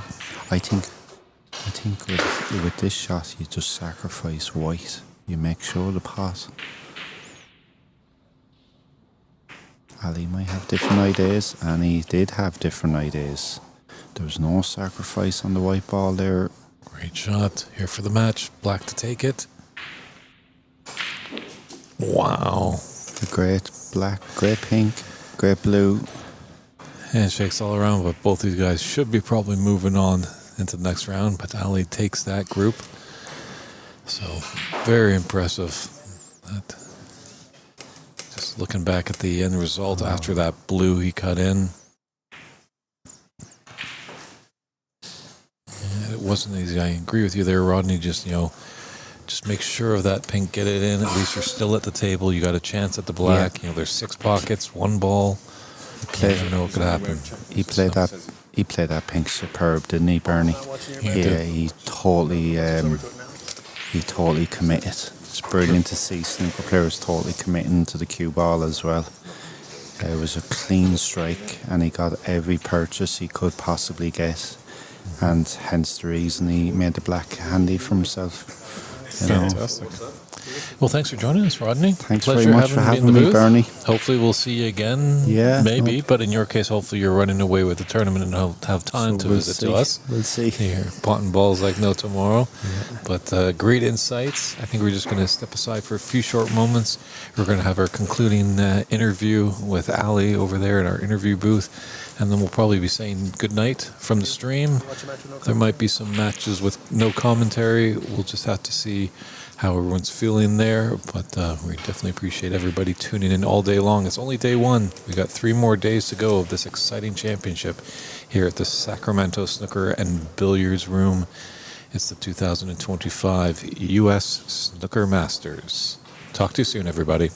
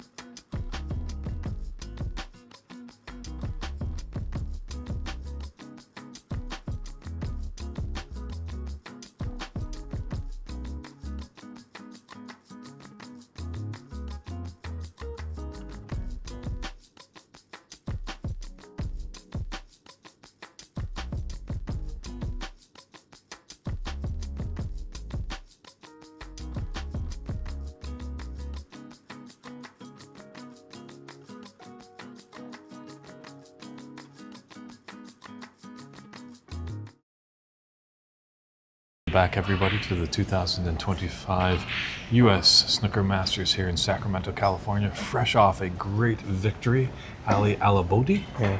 Doing my best, first time I've met you, Ali, but that was impressive. Trailing 2-0, and you roared back to win 4 in a row. Yeah. I mean, I know Andy since 2007. We used to play in Carlo, so it's good to be here playing Andy again. He had a 2-0 up. He was 2-0 up, and it wasn't easy playing on these tables, to be honest. And they're a little tight, and there's a couple of rolls and that, but yeah. Not the best, but I held myself. I tried my best to just put the balls, to be honest. Fantastic. So hopefully, tomorrow is a better day. Win is a win at the end. Yeah. You got 2 match wins, Yeah. so definitely you're the winner of the group there. Yeah. So you'll be Yeah. hopefully in the 8th seed and advancing into the 16. Is this your first time in America? No, not the first time. I've been a couple of times for pool. I play pool and snooker. I've been to Vegas a couple of times and Atlantic City. So yeah. So kind of adjusting with the travel because you've come all the way from Oh yeah, Qatar. That's quite 15 hours and a half. So it's I came 2 days before, so I can get my sleeping pattern right. It was okay. It's okay. My sleeping pattern is okay. Yeah. Enjoying it here, seeing friends, and yeah, that's the main thing. How's the scene in Qatar for snooker? Yeah, it's great. It's great. We have this facility in our new academy now. It's been a year and a half with 12 Rassen tables. Fantastic. Yeah, with super fine cloth and heaters on. That's the first floor, and the ground floor. The first floor we have pool tables, and the third floor is the office for the federation. So yeah, it's a fantastic academy, and we invite you to come to our country. Yeah. Consider it done. Yeah. It's on record, so you Yeah, have to we hold hope you to so. it. We hope so for tournaments even like this year we have IBSF and in November. So maybe I'll talk to the guys for you to invite you for the tournament for the commentary. That would be Yeah, fantastic. yeah. Let's see what happens. I've Let's see what never happens. been to Qatar, Yeah, but you should. hey, You should. this commentary stuff has taken me all over the world. Yeah, so yeah. Let's see, I appreciate let's see. that, Ali. Thank Don't want to keep you too much as we're getting late into the Yeah. evening. Probably got to get a good night's sleep for tomorrow's Thank match. you. But Thank you once very again, much. congratulations Thank you. on your match win. Thank you. So that's going to conclude day 1. Pretty much we might have a little extra footage for a match that our streaming director Christian will turn to, but we won't have any commentary. But we appreciate all the viewership all day long. It's David Burney saying good night, everybody, from Sacramento at this 2025 U.S. Snooker Masters.